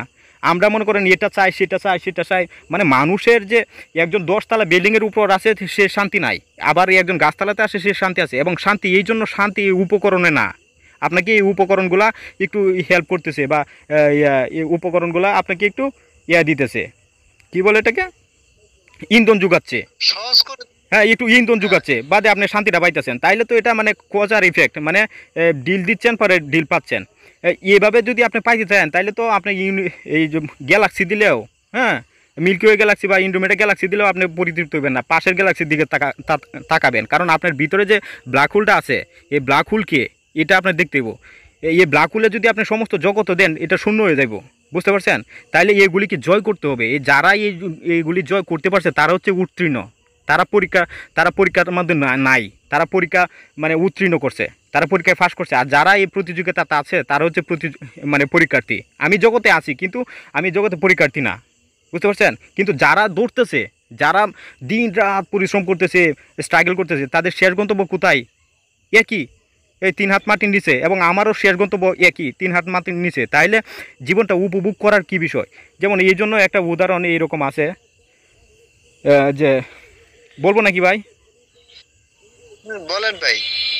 জীবনটা কী জিনিস সেটা হচ্ছে মানে একজন জেলে আর কি প্রতিদিন মাছ মারে নদীতে, মাছ মারা প্রতিদিন সকালে মাছ মারা যায়, তারপরে বাজারে মাছ বিক্রি করে সকালে, তারপরে প্রতিদিন সারাদিন বউ বাচ্চাকে নিয়ে এই নদীতে সাঁতার কাটে, পাহাড় দেখে জীবনটা উপভোগ করে আর কি। তো একদিন ওই এলাকাতে একজন আসলো, মানে এই ব্যবসার উপরে পিএইচডি করে আসছে, বড় ব্যবসায়ী আসছে, এবং আসলে মানে ভিজিটর আসছে আর কি, ব্যবসায়ী ভিজিট করতে আসছে, সাগর দেখতে আসছে, পাহাড় দেখতে আসছে। তখন ওই জেলেরা বলতেছে যে তুমি কি করো? আমি মাছ মারি, প্রতিদিন সকালে নৌকা হয়ে যাই, বাদে একটু মাছ মারিয়া বাজারে বিক্রি করি, তারপরে এইভাবে চলি। বা বলতেছে শুধু এটাই করো? হ্যাঁ এটা করি আর এইভাবে চলি। পরে উনি আইডিয়া দিল আর কি যে আপনি কয়দিন কতগুলো মাছ মারেন? অল্প 1-2 বার জাল ফালাই, যা আসে তাই বেচে আমি খাই, এটাই চলে। বাদে বুদ্ধি দিল যে তাইলে আপনি কি করবেন, আপনি আরও বেশি জাল ফালবেন, তাইলে বেশি মাছ পাইবেন। বেশি মাছ পাইলে তো আমার ছোট্ট নৌকা ধরবে না, ঠিক আছে? তাইলে আপনি একদিন কি করবেন, 2 বার যাইবেন, একবার মাছ মাইরা বেচে আবার মাছ মাইরা বেচবেন, পরে ওই টাকাটাতে আর একটা বড় নৌকো করবেন, বাদে এইভাবে করতে করতে বাদে আরও বড় নৌকো করবেন, বাদে আরও অনেক নেবেন, লেবার দিয়ে বাদে মাছ মারবেন, বাদে বাজারে আপনি একটা দোকান দিবেন, ঠিক আছে? বাদে আরও বিভিন্ন জায়গায় মাছ সাপ্লাই করবেন, বাদে আপনার বিদেশে মাছ সাপ্লাই করবেন, বাদে আপনি কুটিপুটি হয়ে যাবেন, ঠিক আছে? বাদে আপনার কাজ করানো লাগবে না। পরে আপনি ডিল খালি সই করবেন, সাইন দিবেন যে কোনটা কোন দেশে যাইব, ঠিক আছে? এই ইম্পোর্ট এক্সপোর্ট করবেন। বাদে কইছে যে আমার ওই পর্যন্ত উঠতে যায় আমার কত বছর স্ট্রাগল করতে হইব। কইছে আপনার 20-25 বছর স্ট্রাগল করতে হইব ওই পর্যন্ত উঠতে, ঠিক আছে? মানে কষ্ট করতে হইব। পরে আপনার 24 ঘন্টার মধ্যে কাজ থাকবে না, আপনি খালি 4-5 ঘন্টা শুধু সাইন টাইন দিবেন ডিলগুলির মধ্যে। পরে বাকি সময়টা কী করবেন? ভাই কইছে বাকি সময়টা আমি কী করবো? কইছে বাকি সময়টা আপনার বউ বাচ্চা নিয়ে সাগর সমুদ্রে পাহাড়ে ঘুরে সময় কাটাবেন। ভাই তাইলে আমি 25-40 বছর কে লাগে আমি এত কষ্ট করবো? এমনই তো আমি বউ বাচ্চা নিয়ে সাগর নদীতে ঘুরে বেড়াই, ঠিক আছে? তো এত চেষ্টা করার কী দরকার, এত কষ্ট করার কী দরকার? তাইলে বিষয়টা হচ্ছে জীবনের উদ্দেশ্য হচ্ছে জীবনকে আস্বাদন করা। এখন আপনি যদি আস্বাদন করতে পারেন তাহলে আপনার উপকরণের কিছু দরকার নাই। যেমন এই যে আপনি যে নিঃশ্বাস নিচ্ছেন, এই নিঃশ্বাসের একটা স্বাদ আছে, বুঝতে পারছেন? মানে প্রত্যেকটা বিষয়ে অপুরন্ত স্বাদ আছে, কিন্তু আপনি সেই স্বাদকে খেয়াল করেন না। এখন খেয়াল করাটাই হচ্ছে জরুরি, এটাই হচ্ছে আমাদের অজ্ঞতা। আমরা সেই স্বাদকে খেয়াল করি না। যখন আমরা চরম ক্ষুধার্ত থাকি তাইলে দেখবেন যে মানে খাবারটা কি মজা লাগে, আর যখন আমরা ক্ষুধার্ত থাকি না, মানে ক্ষুধা নাই খাবার খাচ্ছি, তখন কি খাবার মজা লাগে? তাইলে স্বাদ নেওয়ার জ্ঞানই হচ্ছে জীবনের জ্ঞান। এখন যিনি কোটিপতি সেও কিন্তু জীবনের জ্ঞান পাচ্ছে না, তার কিন্তু অনেক কিছু টাকা টুকা আছে। আবার যে ফকির বা দরবেশ স্বরূপ ঘুরতেছে সে কিন্তু তার কিছু নাই, তাও সে অপুরন্ত স্বাদ নিচ্ছে। সে যে একটা এই জন্য একটা কবিতা না কার পড়ছিলাম, এই যে রবীন্দ্রনাথের কত দেশ ঘুরলাম তারপরে শিশির বিন্দু, একটা কবিতা আছে না? হ্যাঁ ভাই, যে শিশির বিন্দু দেখা হয় নাই। তার মানে কি জীবনকে উপভোগ করা যায় সব ক্ষেত্রে, বুঝতে পারছেন? ওটার জন্য কোনো কিছুর ইন্ধনের দরকার নাই। যখনই আপনার ইন্ধনের দরকার হইব তখন বুঝতে পারবেন আপনি অজ্ঞতার মধ্যে আছেন। যখন যখন আমি নিঃশ্বাসের দিকে, আমার যে হৃৎপিণ্ড পাম্প করতেছে বা হৃৎপিণ্ড হার্টবিট করতেছে, হার্টবিটের শব্দের দিকে যদি আপনি খেয়াল করেন দেখবেন সমস্ত সব কিছু ভুলে গেছেন, আপনার ভিতরে ভূমিকম্প শুরু হয়ে গেছে। কিন্তু আমাদের তো সেই খেয়াল করার নাই। একটা মানে জীবনের জ্ঞানটা অন্যরকম, বুঝতে পারছেন? আপনি শুধু বাতাসের উপভোগ করে শেষ করতে পারবেন না। মানে উপভোগ করার জন্য ওই এত কিছু প্রয়োজন নেই, আবার এত কিছু থাকলেও কিন্তু হয় না। যেমন মনে করেন আরেকটা উদাহরণ দিই, যখন আপনার এই মনটা প্রশান্ত থাকে, আপনার জীবন যখন আনন্দ স্বরূপ হয়ে যায়, মানে জীবনটাই আনন্দ স্বরূপ হয়ে যায়, তখন দেখবেন সবাইকে নিয়ে নাচতে মন চাচ্ছে, বুঝছেন? সবাই কেমন ভালো, বাতাসও কেমন ভালো, পৃথিবীর সব কিছু কেমন সুন্দর মজা লাগতেছে। কিন্তু আপনার জীবনী শক্তি যখন দুর্বিষহ হয়ে যায়, কুলুষিত হয়ে যায়, যখন আপনি এই মনমরা থাকেন বা আপনি প্রতারিত হন বা রাগান্বিত থাকেন, তখন দেখবেন সব কিছু দেখলে কেমন রাগ করতে মন চা, বা দৈরে কিলাইতে মন চা, দৈরে ভাঙতে মন চা। তার মানে কি সব কিছু আগের মতোই আছে, শুধু আপনি জীবনরূপে ভালোবাসাময় হবেন আর না হয় জীবনরূপে দূষিত হইবেন, বুঝতে পারছেন? মানে বিষয়টা হচ্ছে ভালোবাসা যে আমরা যে প্রেমে পড়ি বা প্রেম করা এরকম না, মানে আপনি প্রেম হয়ে উঠতে পারেন। যেমন আমরা যে গোলাপ চাষ করি, আমরা কিন্তু গোলাপ চাষ করি না, ফুল চাষ করি না। আমরা কি করি? আমরা মাটি গাছ পরিচর্যা করে ফুল একটা প্রতিদান স্বরূপ আসে। যেমন আমি ধান চাষ করছি, আমি কিন্তু ধান চাষ করছি না, আমি মাটি এবং ধান ছাড়া গাছ আমি চাষ করছি এবং এটির পরিচর্যা করছি, তারপরে ধান প্রতিদান স্বরূপ আসছে। যেমন যে আপনি যদি ক্রিকেট খেলান বা ফুটবল খেলান, এই যে প্রতিযোগিতার মধ্যে মনে করেন আপনি প্রতিযোগিতা জিততে চান, তার মানে কি করতে হইব? আপনার খেলার মধ্যে এই মুহূর্তে মন দিতে হইব, তাইলে প্রতিদান স্বরূপ আপনার প্রাইজটা পাইবেন। কিন্তু সারাদিন প্রাইজ করলে কিন্তু কোনো লাভ নাই, বুঝতে পারছেন? তার মানে এই জীবনের জ্ঞানটা যখন আপনি জানবেন তখন এত কিছু প্রয়োজন হইতো না। আপনি এভাবেই এবং স্বাধীন এবং নিশ্চিন্তে বাঁচতে পারবেন। কারণ এখন যে আমি বেঁচে আছি, এখন কার হাতে, মানে কী জন্য বেঁচে আছি, এখানে তো আমার কোনো হাত নাই। বুঝতে পারছেন? মানে এগুলি এভাবে বললে আপনার কিছু বুঝবে না। যখন এগুলি আমরা একটা টেবিলে বলবো, আমরা একসাথে এগুলি বিশাল একটা জ্ঞান আছে। মানে ইন্টারনেটে কথা বললে বা মোবাইলে কথা বললে এই জ্ঞান প্রকাশ করা অসম্ভব। বুঝছেন? তখন দেখবেন যে আসলেই তো সত্যি অনেক কিছু পাল্টে গেছে। আমি আমার একটা ফিলোসফি আপনাকে বলি, হ্যাঁ। ধরেন যে গোটা পৃথিবী, বুঝছেন, গোটা বিশ্বজাহানের যে পরিচালনা বলেন, যে সিস্টেমটা বলেন, আমি মনে করি যে মানে আমার যে ফিলোসফি সেটা বলতেছি আর কি, জি জি। যে এইটার প্রোগ্রামার হচ্ছে স্বয়ং সৃষ্টিকর্তা নিজেই, হ্যাঁ। সৃষ্টিকর্তা কেমন কি আমরা আমি কিছুই জানি না। জানি একজন সৃষ্টিকর্তা আছে, মহাশক্তিধর, মহাক্ষমতাবান, হ্যাঁ। তো উনি যে এই সিস্টেমটাকে তৈরি করছে, এই সিস্টেমটাকে যখন আমি সৎভাবে গ্রহণ করব, তার রাইট ওয়ে গুলোকে আমি এক্সপেক্ট করব, শ্রদ্ধা করব, ভালোবাসবো, সম্মান করব, তার মানে আমি সৃষ্টিকর্তাকে ভালোবাসতেছি, তাকে সম্মান করতেছি, তার সাথে সম্পর্ক তৈরি করতেছি। ধরেন একটা অসহায় মানুষ বা আমাকে কেউ উপকার করলো, আমি তাকে ধন্যবাদ দিলাম। এই যে একটা সিস্টেমে আমি তাকে ধন্যবাদ দিছি কারণ সে আমাকে উপকার করছে, কিন্তু আমার হৃদয়ে আছে যে এই সিস্টেমের ক্রিয়েটর স্বয়ং সৃষ্টিকর্তা, আমি তাকে ধন্যবাদ দিছি। তার মানে এইটা না যে সে উপকার না করলে আমি শেষ হয়ে যেতাম। আমার হৃদয়ে আমি সৃষ্টিকর্তাকে ধারণ করছি যে এই সিস্টেমটা সেই বানাইছে, আর আমি তাকে ধন্যবাদ দেওয়া মানে সৃষ্টিকর্তাকে ধন্যবাদ দেওয়া, হ্যাঁ। তো আরেকটা ব্যাপার বুঝি যে যেহেতু একটা পৃথিবী, একটা সমাজ চলতে গেলে, যেমন একটা নাটক চলতে গেলে সব রূপের চরিত্র লাগে, একটা পৃথিবী চলতে গেলে সব চরিত্র লাগবে, সব রূপ লাগবে এখানে। আর এই যত রূপ, যত চরিত্র, হচ্ছে গিয়ে আল্লাহর একটা, সৃষ্টিকর্তার একটা বিশালতা, একটা মানে বৈচিত্র্য, সিস্টেম, তার সৌন্দর্য, নিয়ম। হ্যাঁ, তার তার যে নিখুঁত, যে তার যে এই নিপুণতা, তার যে যে চরিত্রগুলো, এগুলো তো আর মানুষ বানাইতে পারে না, মানুষের হৃদয়ে সৃষ্টিকর্তা ঢালছে। উনি উনি উনি এই চরিত্রটা, বিভিন্ন চরিত্র দিয়ে কি হয়েছে, আমি চিনতে পারছি সৃষ্টিকর্তাকে, যে এগুলো মানুষের দ্বারা আসলে সম্ভব না। এই এত সৌন্দর্য, এত বিশালতা, এই সব কিছুর মূলে রয়েছে সৃষ্টিকর্তা। কারণ এই সব কিছুর প্রোগ্রামার, ক্রিয়েটর শুধু একজনই, উনি হচ্ছে মহান সৃষ্টিকর্তা। তো এগুলো যখন হৃদয়ে ধারণ করি, তখন হয় কি, ওই যে আপনি বললেন না যে যে এই যে ঘৃণা করা, অহংকার, হিংসা, ক্রোধ, এগুলো তখন অটোমেটিকলি তখন আর এগুলো এগুলো কি তখন মূল্যহীন মনে হয়, বুঝছেন। আর আমি জানি না এর বাইরে আরো অনেক ফিলোসফি থাকতে পারে, তবে আমাকে এখনো স্পর্শ করে না আর কি, বুঝছেন। সৃষ্টিকর্তা কে, কেমন কি, আমি এগুলো কিছুই বুঝি না। আমি বুঝি যে একজন সৃষ্টিকর্তা আছে, যিনি এই গোটা বিশ্ব জাহানের প্রোগ্রামার। তো আর আমি আমার জগতে আমি একটা সিস্টেম দেখি, একটা পদ্ধতি দেখি, যে পদ্ধতিতে পৃথিবীটা চলতেছে।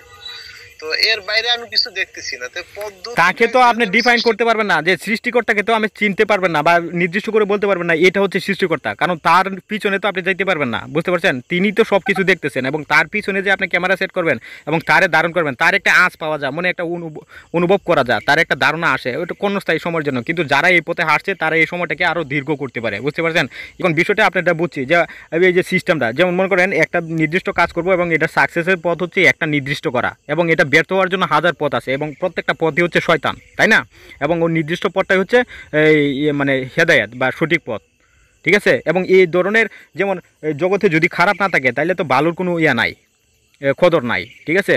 এখন এই ম্যানেজমেন্টটা হচ্ছে সৃষ্টিকর্তার সিস্টেম, এবং এই ম্যানেজমেন্টের মধ্যে যখন আপনি ভালো লয়ে চলবেন, ঠিক আছে, আপনি যখন হেদায়েতে থাকবেন, তখন মানে আপনি সেই তালে আছেন, সেই লয়ে আছেন, আপনার প্রশান্তির লয়ে আছেন। যেমন মনে করেন আমরা যখন টিভি দেখতাম বা রেডিও শুনতাম, তাইলে কিন্তু সব জায়গার চ্যানেল ধরতো না, একটা নির্দিষ্ট ক্যাটাগরিতে দিলে বা একটা নির্দিষ্ট দিকে এরিয়াল ঘুরাইলে মানে ওই চ্যানেলটা পাইতো। মানে একটা লয় আছে, যেমন যারা গান করে তারা আজে বাজে তাল দিলেই কিন্তু গান হইবে না, একটা লয় আছে, তাল আছে। বুঝতে পারছেন? তো জ্ঞানের ওই এরকম একটা লয় আছে, তাল আছে।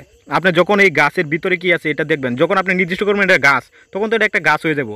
যখন বলবেন ও মানুষ, তখন আমি কেডি জামান, বলবেন ওটা তো ওই ছেলে, ওই যে কেডি জামান উল্টাপাল্টা কথা বলে। ঠিক আছে? কিন্তু তার ভিতরে কি, এবং মানে বিষয়টা হচ্ছে কাউরে আপনি নির্দিষ্ট, এটা একটা ধারণার বিষয়, বুঝতে পারছেন? এখানে একটা বিষয় মানে একটা কথা আছে, কথাটা হচ্ছে এরকম যে সত্য কী তা কিয়ামত পর্যন্ত বলেও শেষ করা যাবে না, কিন্তু সেটা অনুভব করা সম্ভব, আপনাকে অনুভব করা সম্ভব, সেটা আপনারই অনুভব করতে হইব, বুঝতে পারছেন? এরকম, এবং এটা আপনি অনুভব করতে পারবেন কিছু মানে কিছু জিনিস আছে যেটি আপনাকে বললে আপনার সেই আঁচ পাবে, বুঝতে পারছেন? বিষয়টা হচ্ছে এরকম আগুনের মতো, যে আগুনের পাশে গেলে তাপ লাগে, তাই সত্যের কথা যখন শুনবেন তখন সেই মানে আমি মানে বললাম না যে আয়ার জিনিসটা হচ্ছে সেটা, যেটা শুনলে আপনি যে সত্যের আঁচ পান বা হৃদয়কে স্পর্শ করে, মানে কথা শুনলে বা একটা জিনিস দেখলে আপনার হৃদয়কে স্পর্শ করবে, ওই যে স্পর্শটা কিন্তু আমি আপনাকে দিতে পারছি না, এটা আপনার ভিতরেই করছে, কিন্তু আমি হয়তো আপনাকে শব্দটা দিছি বা জিনিসটা দেখাইছি, বুঝতে পারছেন? জি জি। তাই সৃষ্টিকর্তাকে কেউ দেখতে পারে না, বা কেউ কোরআনে আছে দেখছে, কেউ ওই এক সময় বলছে দেয়া যায় না, ঠিক আছে, তার আকৃতি আছে, আরেক সময় বলছেন তিনি নিরাকার, তিনি একক, মানে এই বিষয়টা বিভিন্ন প্রেক্ষাপটে, বুঝছে বুঝতে পারছেন এরকম। আচ্ছা বলেন ভাই। না, আমি আমি তো বললাম মানে আমার কথাটা ছিল এটা যে আমরা আমরা যে কাজটা করি সেটা বাস্তবতা থেকে আমরা মানে নিয়ে সেটাকে আমরা অ্যাপ্লাই করি। হুম ধরেন আপনি এই বাজার থেকে একটা জামা আপনাকে আমি একটা জামা গিফট করলাম, হুম তো সেই জামাটার কালার আপনার চয়েস হইতেও পারে, না হইতে পারে, ফিটিং হইতেও পারে, না হইতে পারে, আপনার পছন্দ হইতে পারে, না হইতে পারে। আর আপনি নিজের থেকে একটা জামা বানাইলেন খুব চয়েস করে, তো আপনি যখন পার্টিতে যাবেন তখন কিন্তু আপনি ওই যে আপনার চয়েস কিন্তু জামাটা পরেই যান, আপনি কিন্তু আমার গিফটের জামার পরে যাবেন না, কারণ ওইটা অনেক দিক থেকে অ্যাবনর্মাল হইতে পারে। এই জন্য আমরা হয়তো কি যে আমরা রিচুয়াল যে একটা ধর্ম পাইছি, সেই ধর্মটা হয় কি যে আমরা যখন বাস্তবতায় যাই তখন ওই ধর্মটা টিকে না ওইখানে, কারণ আমরা বাস্তবতা দিয়ে বাস্তবতার সাথে মানে ই করি আর কি, মোকাবেলা করি, তো ওখানে আর ধর্ম টেকে না আর কি। আর যখন কোনো উপায় পাই না, কই যে কপালে ছিল বা হ্যান একদম বাগডুম। তো আমার কথা হচ্ছে যে আমরা বাস্তবে কি ফিলিংস নিচ্ছি, আমরা বাস্তবে একটা সিস্টেম দেখতেছি, গোটা বিশ্বজাহান একটা চেইন অফ কমান্ডের মধ্যে আছে, একটা সিস্টেমের মধ্যে আছে, হুম সিস্টেমটা আছে রাইট ওয়ে রং ওয়ে। তো আমি যখন সিস্টেমটাকে ধারণ করি এবং আমার অন্তরে রাখি যে এই সিস্টেমটার একজন ক্রিয়েটর আছে, উনি মহান সৃষ্টিকর্তা, আমি জানি না উনি কেমন, তবে আমাকে আস্তে আস্তে ভাবায় যে এই সিস্টেমটা নিখুঁত, এই সিস্টেমটা প্রশংসার যোগ্য, এবং এই সিস্টেমের মধ্যে কোনো ত্রুটি নেই। এটা যত দিন যাচ্ছে তত আমার মধ্যে এটা ভাবাচ্ছে, এবং এটা আমি বাস্তবে দেখতে পারতেছি। তো আমি যখন দেখবো যে যে কোনো সিস্টেমের মধ্যে কোনো ত্রুটি নেই, তখন কি হবে যে কোনো দুঃখ কোনো কষ্ট আমাকে স্পর্শ করতে পারবে না, কারণ আমি তো জানি যে সৃষ্টিকর্তার সব সিস্টেম, আর তার সিস্টেমের মধ্যে কোনো ত্রুটি নাই, তিনি একবারে নিখুঁত, তিনি হচ্ছে প্রশংসার যোগ্য। হ্যাঁ, মানে ব্যাপারটা আমি এইভাবে বুঝি ভাই, মানে বাস্তবতা দেখে দেখে আর কি। এখন আপনার কথাটা হয়তো কিছুটা ধরতে পারছি, জি হ্যাঁ জি, আপনি সত্যিকার অর্থেই যদি আপনি এটা বিশ্বাস করেন বা এটা ধারণ করতে পারেন যে তিনি নিখুঁত পরিকল্পনাকারী, তাহলে সেই পরিকল্পনার দ্বারা যদি আপনি কষ্ট পান বা দুঃখ পান, ওই পরিকল্পনাও কিন্তু নিখুঁতই, বুঝতে পারছেন? কারণ ওই পথে গেছেন আপনি, এই জন্য দুঃখ পাইছেন, যদি অন্য পথে যাইতেন তাহলে তো আর দুঃখ পাইতেন না, ঠিক আছে এরকম জি এরকম। জামান ভাই, অনেক, হ্যাঁ ভাই, আপনি আর কিছু বলবেন? অনেক কথা হইলো আপনার, ভালোই লাগলো অনেকদিন পর। ও আচ্ছা, এখানে আমি আমি একটু একটু একটু কথা বলি এখানে, জি অনেকক্ষণ কথা বললাম তো, একটা বিষয় হচ্ছে কি, এই যে পরিকল্পনা, যেমন এই জগৎ আমাদেরকে প্রভাবিত করা, ঠিক আছে, এটার বিষয়ে একটু আমি আপনাকে একটু বলি আজকে, হয়তো আমরা অন্যদিন কথা বলবো। বিষয়টা হচ্ছে ধরেন একজন মালিক আছে আর আপনি চাকরি করেন, বুঝতে পারছেন?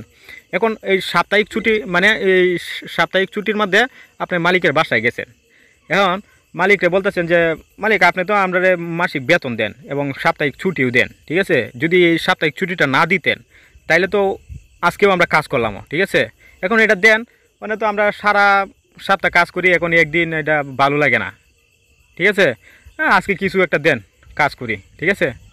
আরে মালিক কইতেছে এটা কেমন হয়, এটা তো ছুটির দিন, এখন তোমরা তোমাদের সময় কীভাবে কাটাইবা এটা তো আর আমি বলতে পারি না, ঠিক আছে। বাদে ওই লোকটি কইতেছে যে মালিক দেন, মানে আপনার সারা সপ্তাহ আপনার কাজ করি, ঠিক আছে, মানে একটা দিন এটা আমার হিবিজিবি কাজে যাচ্ছি, ঠিক আছে, এই একটা দিন আমরা স্বাধীনতা চাই না, আপনি বলেন কী করুন যা। পরে কিছু ভাই মানতেছে না, ঠিক আছে, এখন ওই মালিক বলে আচ্ছা তাইলে ঠিক আছে, তাইলে তোমরা এক কাজ করো, ওই মার্কেট আছে, ওই মার্কেটে যায় তোমরা এই 4-5 ঘন্টা মার্কেটের সুযোগ দেখবা যে লোকেরা কি করে, ঠিক আছে, শুধু দেখবা, এটাই তোমাদের কাম দিলাম।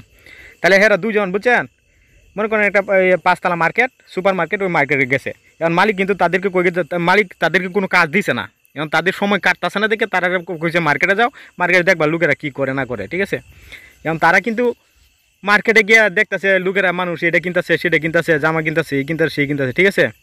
এখন পরে তাদের মনে আসলো যে এই লোকেরা কিনতেছে, আজকে তো মানে আমাদের বন্ধ, তাইলে অন্য দিন তো আমরা কিনতে পারবো না, আমরা এই সুযোগে একটু মার্কেট করে লাই। পরে বিকালে ওরা, মালিক কইছে আবার বিকেলে যাওয়ার সময় আমার সাথে দেখা করে দেবা।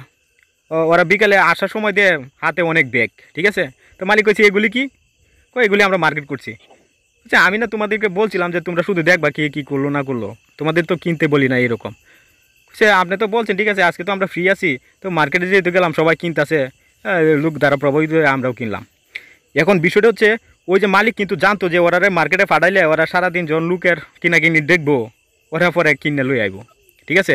এখন বিষয়টা হচ্ছে ওই যে ওই দুইটা লোক কিন্তু আশেপাশের জিনিস দ্বারা প্রভাবিত হয়েছে। এখন যারা সত্যিকারের জ্ঞানী, যারা সত্য জানে, তারা কিন্তু কোনো কিছু দ্বারা প্রভাবিত হইব না, বুঝতে পারছেন? কোনো কিছু দ্বারা প্রভাবিত হবে না, এটা হচ্ছে জ্ঞান। কোনো কিছু দ্বারা প্রভাবিত হবে না, তারা এই প্রভাবের ঊর্ধ্বে চলে যাবে। তারা প্রভাবটা দেখতে পারবে, কেন কি হচ্ছে, কাকে কারে কন্ট্রোল করতেছে। মানে আমি এই কাজটা করলে দুঃখ পাচ্ছি, ওই কাজটা করলে আমার সুখ হচ্ছে, এই সুখটাও একটা প্রভাব, এই দুঃখটাও একটা প্রভাব, এই সুখ দুঃখের ঊর্ধ্বে চলে যাবে তারা। আপনি তো বলতেছেন যে দুঃখটাও তারই পরিকল্পনা, সুখটাও তারই পরিকল্পনা, আমি আপনার সাথে একমত, দুঃখটাও তারই পরিকল্পনা, সুখটাও তারও পরিকল্পনা, প্রত্যেকটা পরিকল্পনাই তার সৃষ্টি করা, আমরা পরিকল্পনার বাইরে যেতে পারি না, বুঝতে পারছেন? কিন্তু এই পরিকল্পনাগুলি কিভাবে হয় বা এই পরিকল্পনাটির ফলাফল তারা এটি ঊর্ধ্বে চলে যাবে, বুঝতে পারছেন? হুম। আচ্ছা, তাইলে আজকে এখানেই থাক নাকি? জি, যেমন ভাই আপনার ফ্যামিলি আপনার কথাগুলো কিভাবে নেয়, সহজভাবে নিতে পারে? আরে ভাই, আমার ফ্যামিলি কি, আমি যে ধরনের কথা বলি, ঠিক আছে, কেউ বুঝে না ভাই, কেউ বুঝে না, বলতে পারেন এরকম, হ্যাঁ, কেউ বুঝে না। আচ্ছা আচ্ছা। এইদিকে ভাই খুব আরামে আছি, ঠিক আছে। ভাবি ভাবি কিছু বলে না? মানে সামাজিকভাবে যখন যেটা প্রয়োজন সেটা আর কি, মানে আমাদের এই ধরনের কথা কেউ কিছু বোঝে না, এবং সে তো আর এই ক্যাটাগরিতে আসতে পারে না, এবং সে মাঝে মাঝে তার মনে প্রশ্ন আসলে আমি উত্তর দেই, মানে সে যে ধরনের প্রশ্ন করে এই ধরনের উত্তর দেই, বুঝতে পারছেন? হ্যাঁ হ্যাঁ হ্যাঁ। তো এখন আপনি ধরেন আপনার জ্ঞান যেখানে আছে, বা আপনার জ্ঞান বা আমার জ্ঞান বা কোনো জ্ঞান, ধর্মীয় জ্ঞান গুরু, এখন সে ওইখান থেকে সর্বোচ্চ স্তরে যাওয়ার চেষ্টা করতেছে। তো যে লোক এইসব ব্যাপারে এত ইন্টারেস্টিং না, সে সুখ দুঃখ বুঝে, তাহলে তারও তো একটা মানে ইচ্ছা আছে যে একটা সর্বোচ্চ স্তরে যাওয়ার, ভালো লাগার, অনুভূতির, কিন্তু তার তো এদিকে ইন্টারেস্টিংই নাই। নো নো তাহলে নো এই নো নো ব্যাপারটা নো নো কিভাবে নো নিব? নো নো নো নো, বিষয়টা এনে ভুল করছেন। এই যে প্রত্যেকটা মানুষ হচ্ছে ভক্ত, ভক্ত মানে প্রেমিক, বুঝতে পারছেন? এখন একজন ভক্ত, যেমন মনে করেন একজন শিষ্য হচ্ছে তার গুরুর প্রেমিক, আবার গুরু কার ভক্ত, তাইলে গুরু হচ্ছে শিষ্যের প্রেমিক।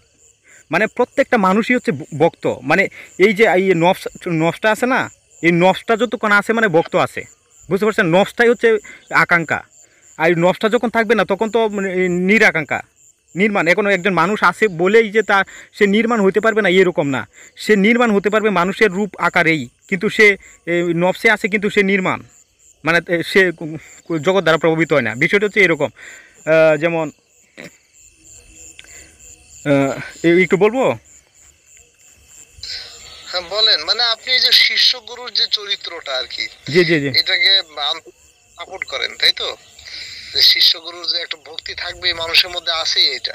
না, বিষয়টা আপনি ভুল জীবনে একটা বুঝতেছেন, এরকম না। যেমন একটা জিনিস দেখেন, এই যে আল্লাহ যে আমাদেরকে ভালোবাসেন, এই যে আপনি সৃষ্টিকর্তা বললেন, এই যে সৃষ্টিকর্তা আমাকে ভালোবাসেন না, বা আমি জি সৃষ্টিকর্তাকে ভালোবাসি না, তার মানে সৃষ্টিকর্তাও কিন্তু ভক্ত, মানে প্রেমিক। তিনি শিষ্যের প্রেমিক, তার বান্দার প্রেমিক। এখন সৃষ্টিকর্তা যদি নির্মাণ হয়, তাহলে তার এই বান্দা টান্দা কী দরকার? এটা তো জগতের কোনো দরকার আছে না, কিন্তু এটা হচ্ছে ভালোবাসার প্রকাশ, বুঝতে পারছেন? আমি ওই জিনিসটা বুঝাইতেছি। এখন আচ্ছা তিনি আচ্ছা। মুক্ত হয়েও তিনি ভালোবাসেন বান্দাকে, তিনি নির্বিকার হয়েও বান্দাকে ভালোবাসেন। ভালোবাসাটা তার না, আকাঙ্ক্ষা না, তিনি ভালোবাসেন, এটা তার রূপ গুণ, বুঝতে পারছেন?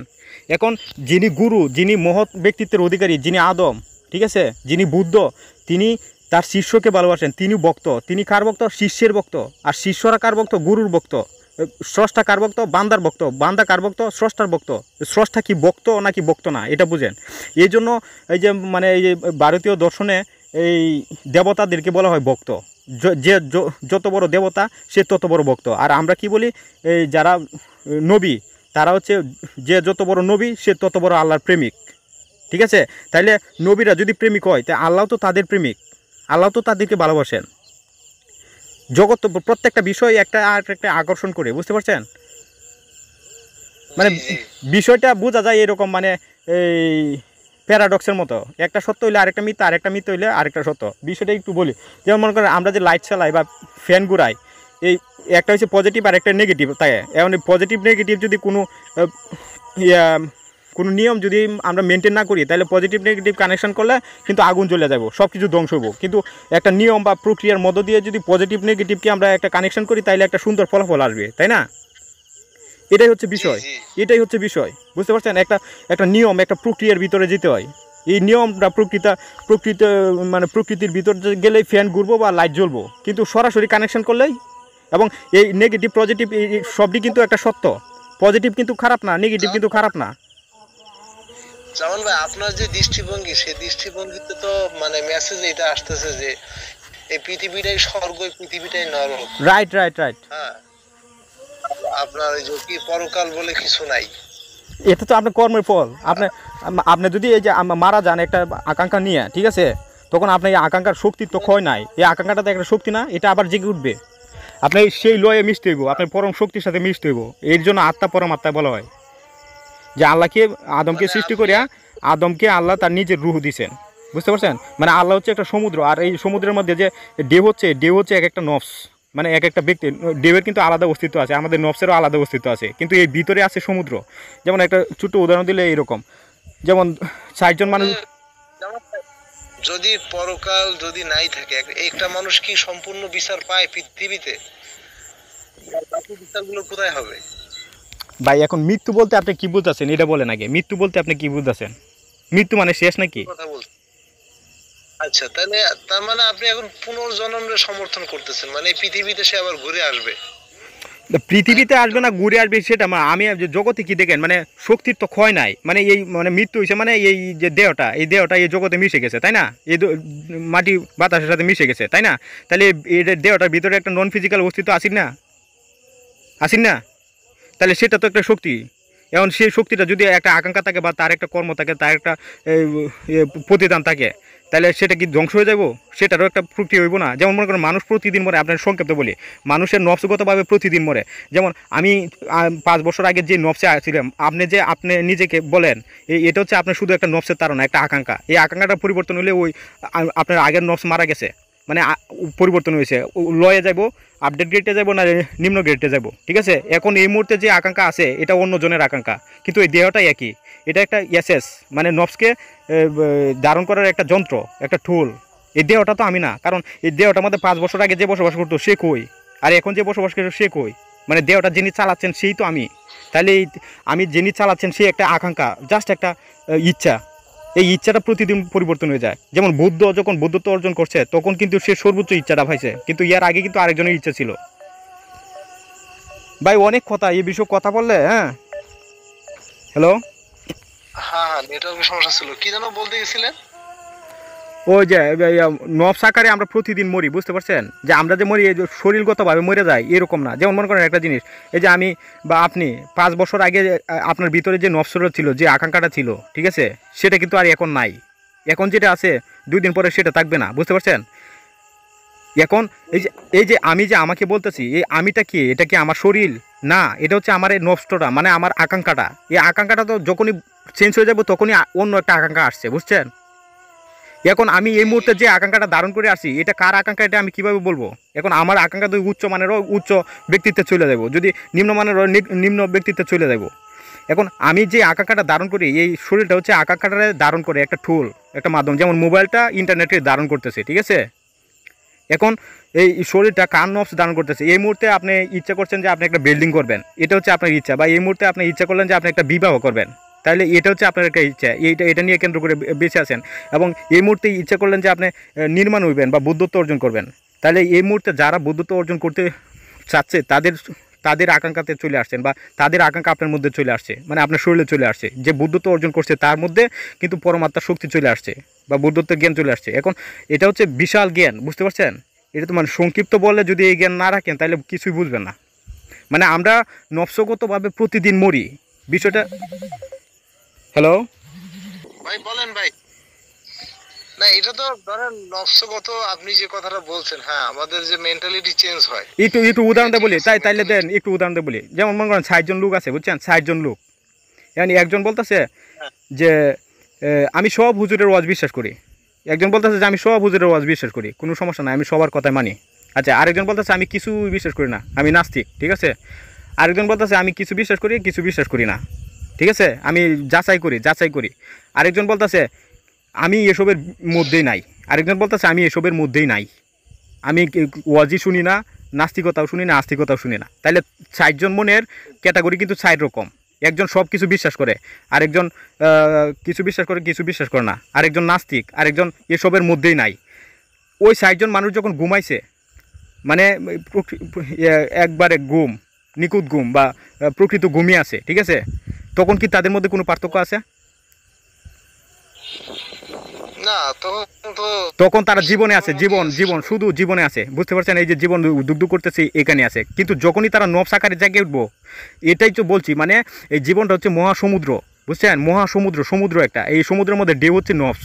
এই ঢেউটা যখন আবার এই সমুদ্রে মিলা যায় তখন এই নফসটা থাকে না। যখনই আপনি জাগ্রত তখন আপনি একটা নফস আকারে জেগে ওঠেন। মানে নফস হচ্ছে মানে একটা ইচ্ছে, আকাঙ্ক্ষা নিয়ে জেগে ওঠেন, এটাই হচ্ছে আপনি, সেটাকেই আপনি বলেন। এই আকাঙ্ক্ষাটা প্রতিদিন পরিবর্তন হয় কিন্তু শরীরটা পরিবর্তন হয় না।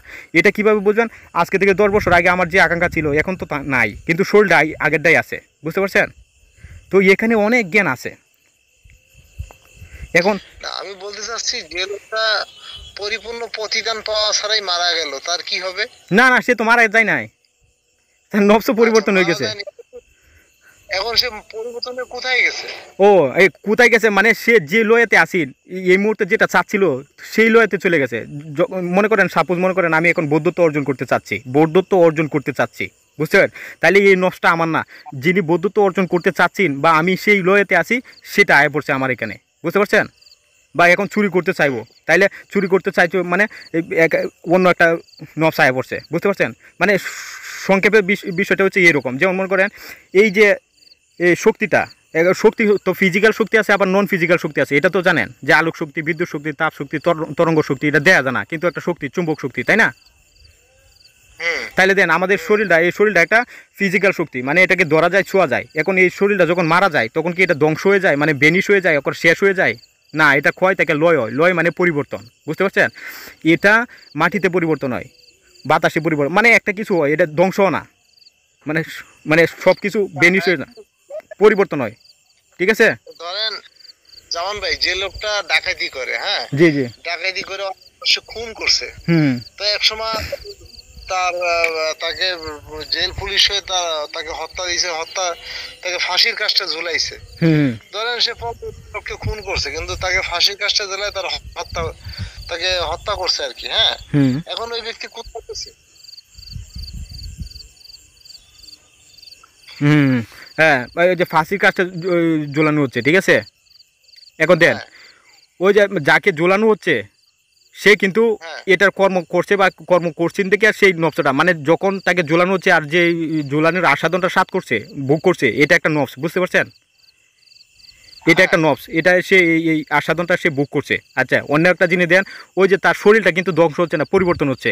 এখন ওই যে তার যে নফসটা আছে, যেটা নন ফিজিক্যাল শক্তি আছেন, ওইটাও কিন্তু ধ্বংস হইব না, এটা পরিবর্তন হয়ে অন্য কিছুতে ফুটে উঠবে, বুঝতে পারছেন? মানে মানে যে এখন আমি একটা জিনিস চাচ্ছি, কিন্তু আমি এখন যেটা চাচ্ছি একটু পরে সেটা পরিবর্তন হয়ে গেছে, আরেকটা জিনিস চাচ্ছি, এই মুহূর্তেই তো আমার এখানে নফসটা পরিবর্তন হয়েছে না? হ্যাঁ, মানে আপনি বলতেছেন যে ফিজিক্যাল যে দেহটা, ওই দেহটা অন্য একটা শক্তিতে রূপান্তরিত হচ্ছে, তাই তো? হ্যাঁ, এই নফসটা পরিবর্তন হয় এবং নফসটা প্রতিনিয়ত পরিবর্তন হয়, নফসটা আরও তাড়াতাড়ি পরিবর্তন হয়, আমি সেটা বলতেছি। মানে দেহটা যেভাবে জন্ম হয় মানে গ্রহণ করে আস্তে আস্তে বেড়ে ওঠে এরকম না, নফসটা প্রতিনিয়ত পরিবর্তন হয়।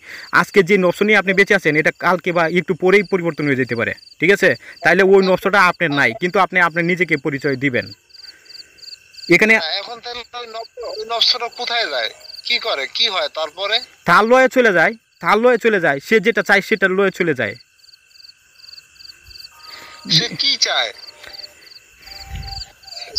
সে তখন মৃত্যুর সময় সে যেটা চায় আর কি, তার মেন্টালিটি ভাবে সে ওই লতে চলে যায় নাকি? রাইট রাইট রাইট, মানে যে যেটা চাই সে সেই লয়ে চলে যায়। কিন্তু এই নফসের সর্বোত্তম লয় হচ্ছে নির্মাণ হওয়া, মানে কোনো কিছু চাওয়া যাবে না, পরম চাওয়ার সাথে মিলতে হইব, বুঝতে পারছেন? তখন আর আপনি নফস থাকবেন না, তখন আর এই পরিবর্তনের দ্বারা থাকবে না, তখন কেউর মধ্যে আপনি যাবেন না, তখন আপনি পরম শক্তির সাথে মিশে যাবেন। আর যারা আকাঙ্ক্ষা আছে, মানে ইচ্ছে মানেই তো একটা আকাঙ্ক্ষা, শক্তি মানেই তো আকাঙ্ক্ষা। যখন মানে এই যে বীজ থেকে যে গাছটা উঠে, কেন উঠে? ওই বীজের মধ্যে আকাঙ্ক্ষা আছে মানে সে বেড়ে উঠবে, সে গাছ আকারে উঠবে। এই আকাঙ্ক্ষাটা আছে মানে সে এই জন্য গাছটা উঠছে, যদি আকাঙ্ক্ষা না থাকতো তাইলে উঠতো না। এখন আপনার নফস যখন আপনি নির্মাণ করবেন, মুক্ত করবেন, আমি কোনো কিছু চাই না, চরম লয়ে মিশে যাবেন, তখন আর আপনি এই জগতে আসবেন না বা পরিবর্তন হবে না, আপনার নফসের পরিবর্তন হবে না, ঠিক আছে? মানে যে পর্যন্ত আমার আকাঙ্ক্ষা থাকবে সেই পর্যন্ত আমি ঘুরবেন ঘুরবেন ঘুরবেন, আস্বাদন বুক করবেন, হ্যাঁ, সুখ দুঃখ আস্বাদন বুক করবেন, সুখ দুঃখ আস্বাদন বুক করবেন। যে পর্যন্ত আমার মানে আকাঙ্ক্ষা মিটবে না সেই পর্যন্ত যতবারই মরি আমি এই পৃথিবীতে ফিরে আসবো, তাই তো? অভিনেতা থাকবেন, আপনি অভিনেতা থাকবেন, পৃথিবীতেই থাকবেন, ঠিক আছে? পৃথিবীতে আপনি অভিনেতা থাকবেন, অভিনয় মানে আপনি অভিনয় করবেন, কিন্তু অভিনয়ের স্বাদ পাবেন না, ঠিক আছে? সেটা আমি গাছও হইতে পারি, মাছও হইতে পারি, বিলাইও হতে পারি। আমার এই নষ্ট নাকি পরবর্তীতে আমার ওইটা তো আমি বলতেছি না আপনি কি হবেন না হবেন, ওইটা আমি বলতেছি না। আমি যেটা বলতেছি এটা একটু খেয়াল করেন। মনে করেন এই যে একটা ইচ্ছা, ধরেন আপনার একটা ইচ্ছে আছে যে নির্মাণ হওয়া বা আপনি সুখী হইবেন বা দুঃখী হইবেন, একটা ইচ্ছে আছে না? তাই এই মুহূর্তে আপনি অ্যাক্সিডেন্ট করে মারা গেলেন, ঠিক আছে? তাহলে এই ইচ্ছাটার কি হইব? ইচ্ছাটা কি ধ্বংস হয়ে গেছে? ইচ্ছাটা তো আবার ফুটে উঠবো, ইচ্ছা তো একটা শক্তি, এটা বুঝেন না কে? ইচ্ছা একটা শক্তি, তা শক্তি হলে তো এটা ফুটে উঠবো। যখন আপনার ইচ্ছাই নাই তখন আর আপনি ফুটে উঠবেন কিসে?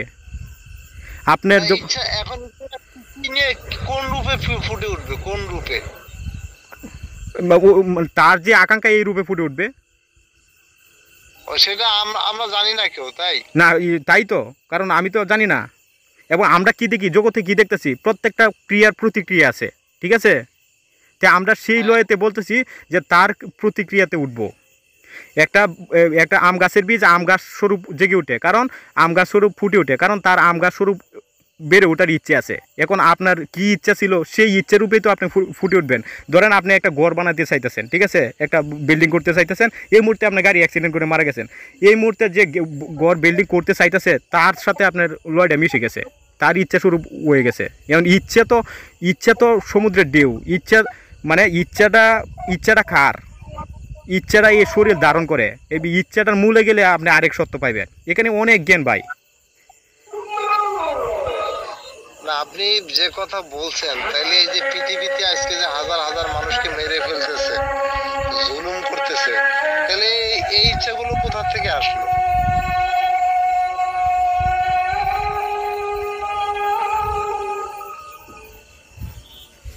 ভাই আবার সেই একই জায়গাতে চলে যাচ্ছেন, ঠিক আছে?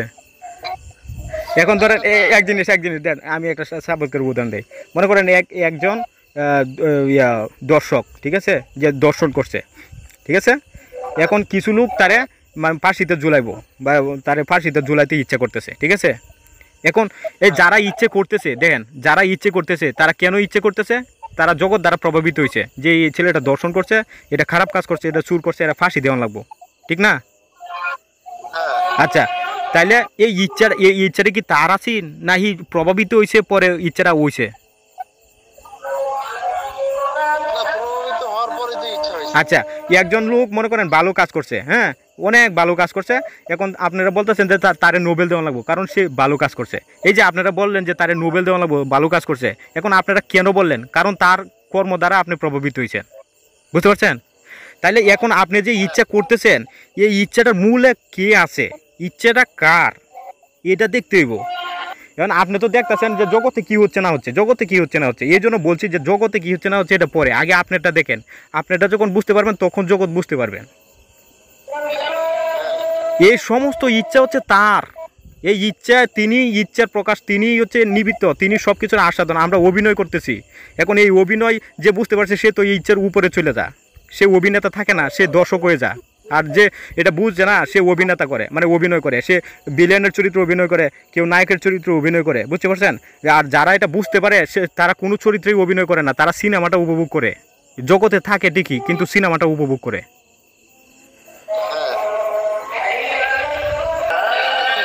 থিওরি আছে না যে পুনর্জন্মের একটা থিওরি, আমার মনে হচ্ছিল যে আপনি আস্তে আস্তে ওইদিকে যাচ্ছিলেন আর কি।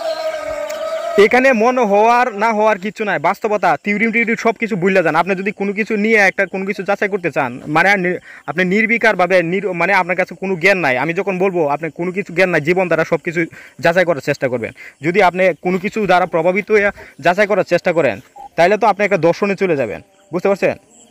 মানে এখানে কথা কিভাবে শুনতে হইব, কথা কিভাবে বসতে হইব, এগুলিরও কিছু ক্যাটাগরি আছে। এইটা যে সে তার ইচ্ছা অনুযায়ী আরেকটা ওই রূপে আসবে, কিন্তু পৃথিবীতে কেউ আসে এটা কি আপনি বুঝতে পারছেন? কেউ কি বুঝতে পারে যে আমি এই রূপে আসছি আমার ইচ্ছার জন্য?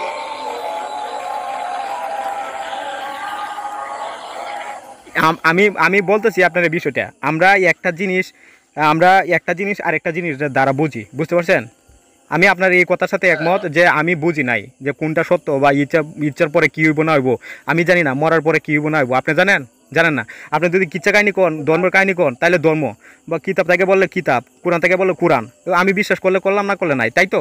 আমি কিছু থেকে বলতেছি না, আমি জীবনের জ্ঞান বলতেছি যে মরার পরে কিছু হইব কী হইব আমি জানি না, কিন্তু বাস্তবতা কি, বাস্তবতা কি, কেমিস্ট্রি কী বলতেছে, বিজ্ঞান কী বলতেছে, যে প্রত্যেকটা ক্রিয়ার সমান বা বিপরীত প্রতিক্রিয়া আছে, তাই না?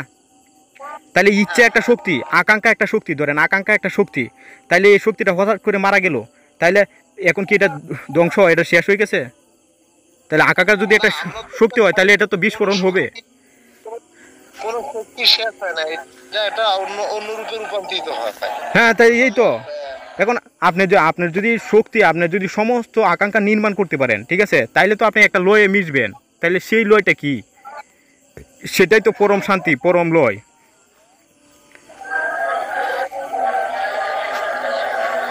এখন যদি এইটাকে এই যে আমি আকাঙ্ক্ষা নিয়ে মৃত্যুবরণ করছি, আমি আবার ওই আকাঙ্ক্ষা আবার পুনরায় ফিরে আসছি অন্য একটা রূপে, যদি এটা পৃথিবীতেই হয় তাহলে তার বাস্তবতা কোথায়? যদি ওনার আমি বুঝতে পারি যে এটা অন্য জগৎ হতে পারে। হ্যাঁ, জগৎ তো অনেকগুলি আছে, কারণ এই বাস্তবতা কি যে এই বাস্তবে মনে করেন আপনি যখন ঘুমাচ্ছেন যে স্বপ্ন দেখতেছেন, এটা একটা জগৎ না? ওই জগতে টাইম কাজ করে না, স্পেস কাজ করে না, গ্র্যাভিটি কাজ করে না, আপনার যখনই সময়ের প্রয়োজন নাই আপনি একটা কিছু চাইবেন সাথে সাথে চলে আসছে, তাহলে ওইটা একটা জগৎ না? এটা কি বাস্তবতা না? এখানে তো অনেকটি বিষয় আছে। এখন এখন মানে বললাম বা এই বিষয়ে আমরা অন্য সময় কথা বলবো না, ঠিক আছে? মানে আজকে তো অনেক কথা বলছি, মানে প্রশ্ন করলে প্রশ্নের শেষ নাই। আমি যে আপনার সাথে কথা বলতেছি এইটাও তো একটা স্বপ্নের জগৎ হইতে পারে, এটার বাস্তবতা কি? রাইট তো। এখন এই যে আমরা যে লয় থেকে কথা বলতেছি, এটার থেকে এই ধরেন এটা একটা স্বপ্নের জগৎ, এখন এই জগতে কি কি দ্বারা আমরা সত্য মিথ্যা যাচাই করি, এগুলি দ্বারা কথা বলেন। এখন যদি আপনি কিতাবের, আমি যদি বলি যে কোরআনে এটা বলা আছে সেটা বলা আছে, ঠিক আছে, এটা সার্বজনীন হবে না, কেন হবে না? ধরেন এই একজন কোরআন বিশ্বাস করে আরেকজন করে না, তাই না? আর জীবনের জ্ঞানটাই যদি ধর্মের জ্ঞান হয় তাহলে আমার কোরআন বলতে কেন বলতে হবে? আমি যদি জীবন বলি, যেমন আমি আপনাকে প্রথমেই বলছিলাম যে এই জগৎটা হচ্ছে সরজমিন, জগৎটা হচ্ছে কিতাব, বাস্তব কিতাব। আমরা কোরআনে আমরা বাস্তবতা থেকেই নিই, কোরআনে জ্ঞান আমরা বাদ দিই, আমরা বাস্তবতা থেকেই নিই। না না, যখন আপনি বুঝতে পারবেন বা যখন আপনি ওই ইয়াতে যাইবেন, ঠিক আছে, তাহলে এই বিষয়ে অনেক কথা আছে, বুঝতে পারছেন? এই বিষয়েও অনেক কথা আছে যে আল্লাহ এই জগৎ থেকেই, এই মাটি থেকেই, মানে মৃত মাটিকে জীবন্ত করেন, জীবন্ত মাটিকে মৃত করেন, এখান থেকেই সব কিছু ফুটে উঠে, ঠিক আছে? তো এখন এই যে আমি যেমন মনে করেন আমি এখন চরম ক্ষুধার্ত, ঠিক আছে, এই যে আমার সামনে খাবার রাখা হয়েছে, এখন মানে কি এটা খাবার বলতেছি, আর আপনি বলতেছেন খাবার, আমি বলতেছি খাবার না ভাই, খাবার না, এটা হচ্ছে না আপনি, এটা হচ্ছে আপনার জীবন, এটাই আপনি। তাহলে এটা বুঝতেছেন না কেন? আপনি যখন এই খাবারটা মুখে দিছেন তখন কি এটা আর খাবার হয়েছে? খাবার আছে, তখন সেই খাবারটা আপনি হয়ে গেছেন না, আপনার শরীর হয়ে গেছে না? তাই আমি সেটাই বলতেছি যে সমস্ত জিনিসই কিন্তু আপনি। যেমন মনে করেন ওই যে এই মাটিটার থেকে যে আপনি যে খাবারটা খাইছেন, এই খাবারটা কিন্তু গাছ থেকে আসছে, এই গাছটা কিন্তু মাটি থেকে আসছে, এই মাটির থেকে কিন্তু আপনি খাবার খাইয়া আপনার শরীর বানাইছেন। তাহলে সমস্ত কিছুতেই একই সার্কেল। আমরা অজ্ঞতার কারণে সব কিছু আলাদা আলাদা দেখতেছি, যে মাটি দেখতেছি, গাছ দেখতেছি, ফল দেখতেছি, মানুষ দেখতেছি, কিন্তু ওই সার্কেলটাকে পুরাটা দেখতে হইব। বুঝতে পারছেন ভাই? এখানে অনেক কথা, ঠিক আছে, আজকে এখানে থাক নাকি? ঠিক আছে ভাই, জামান ভাই আপনাকে অসংখ্য ধন্যবাদ ভাই, আজকে থাক এখানেই।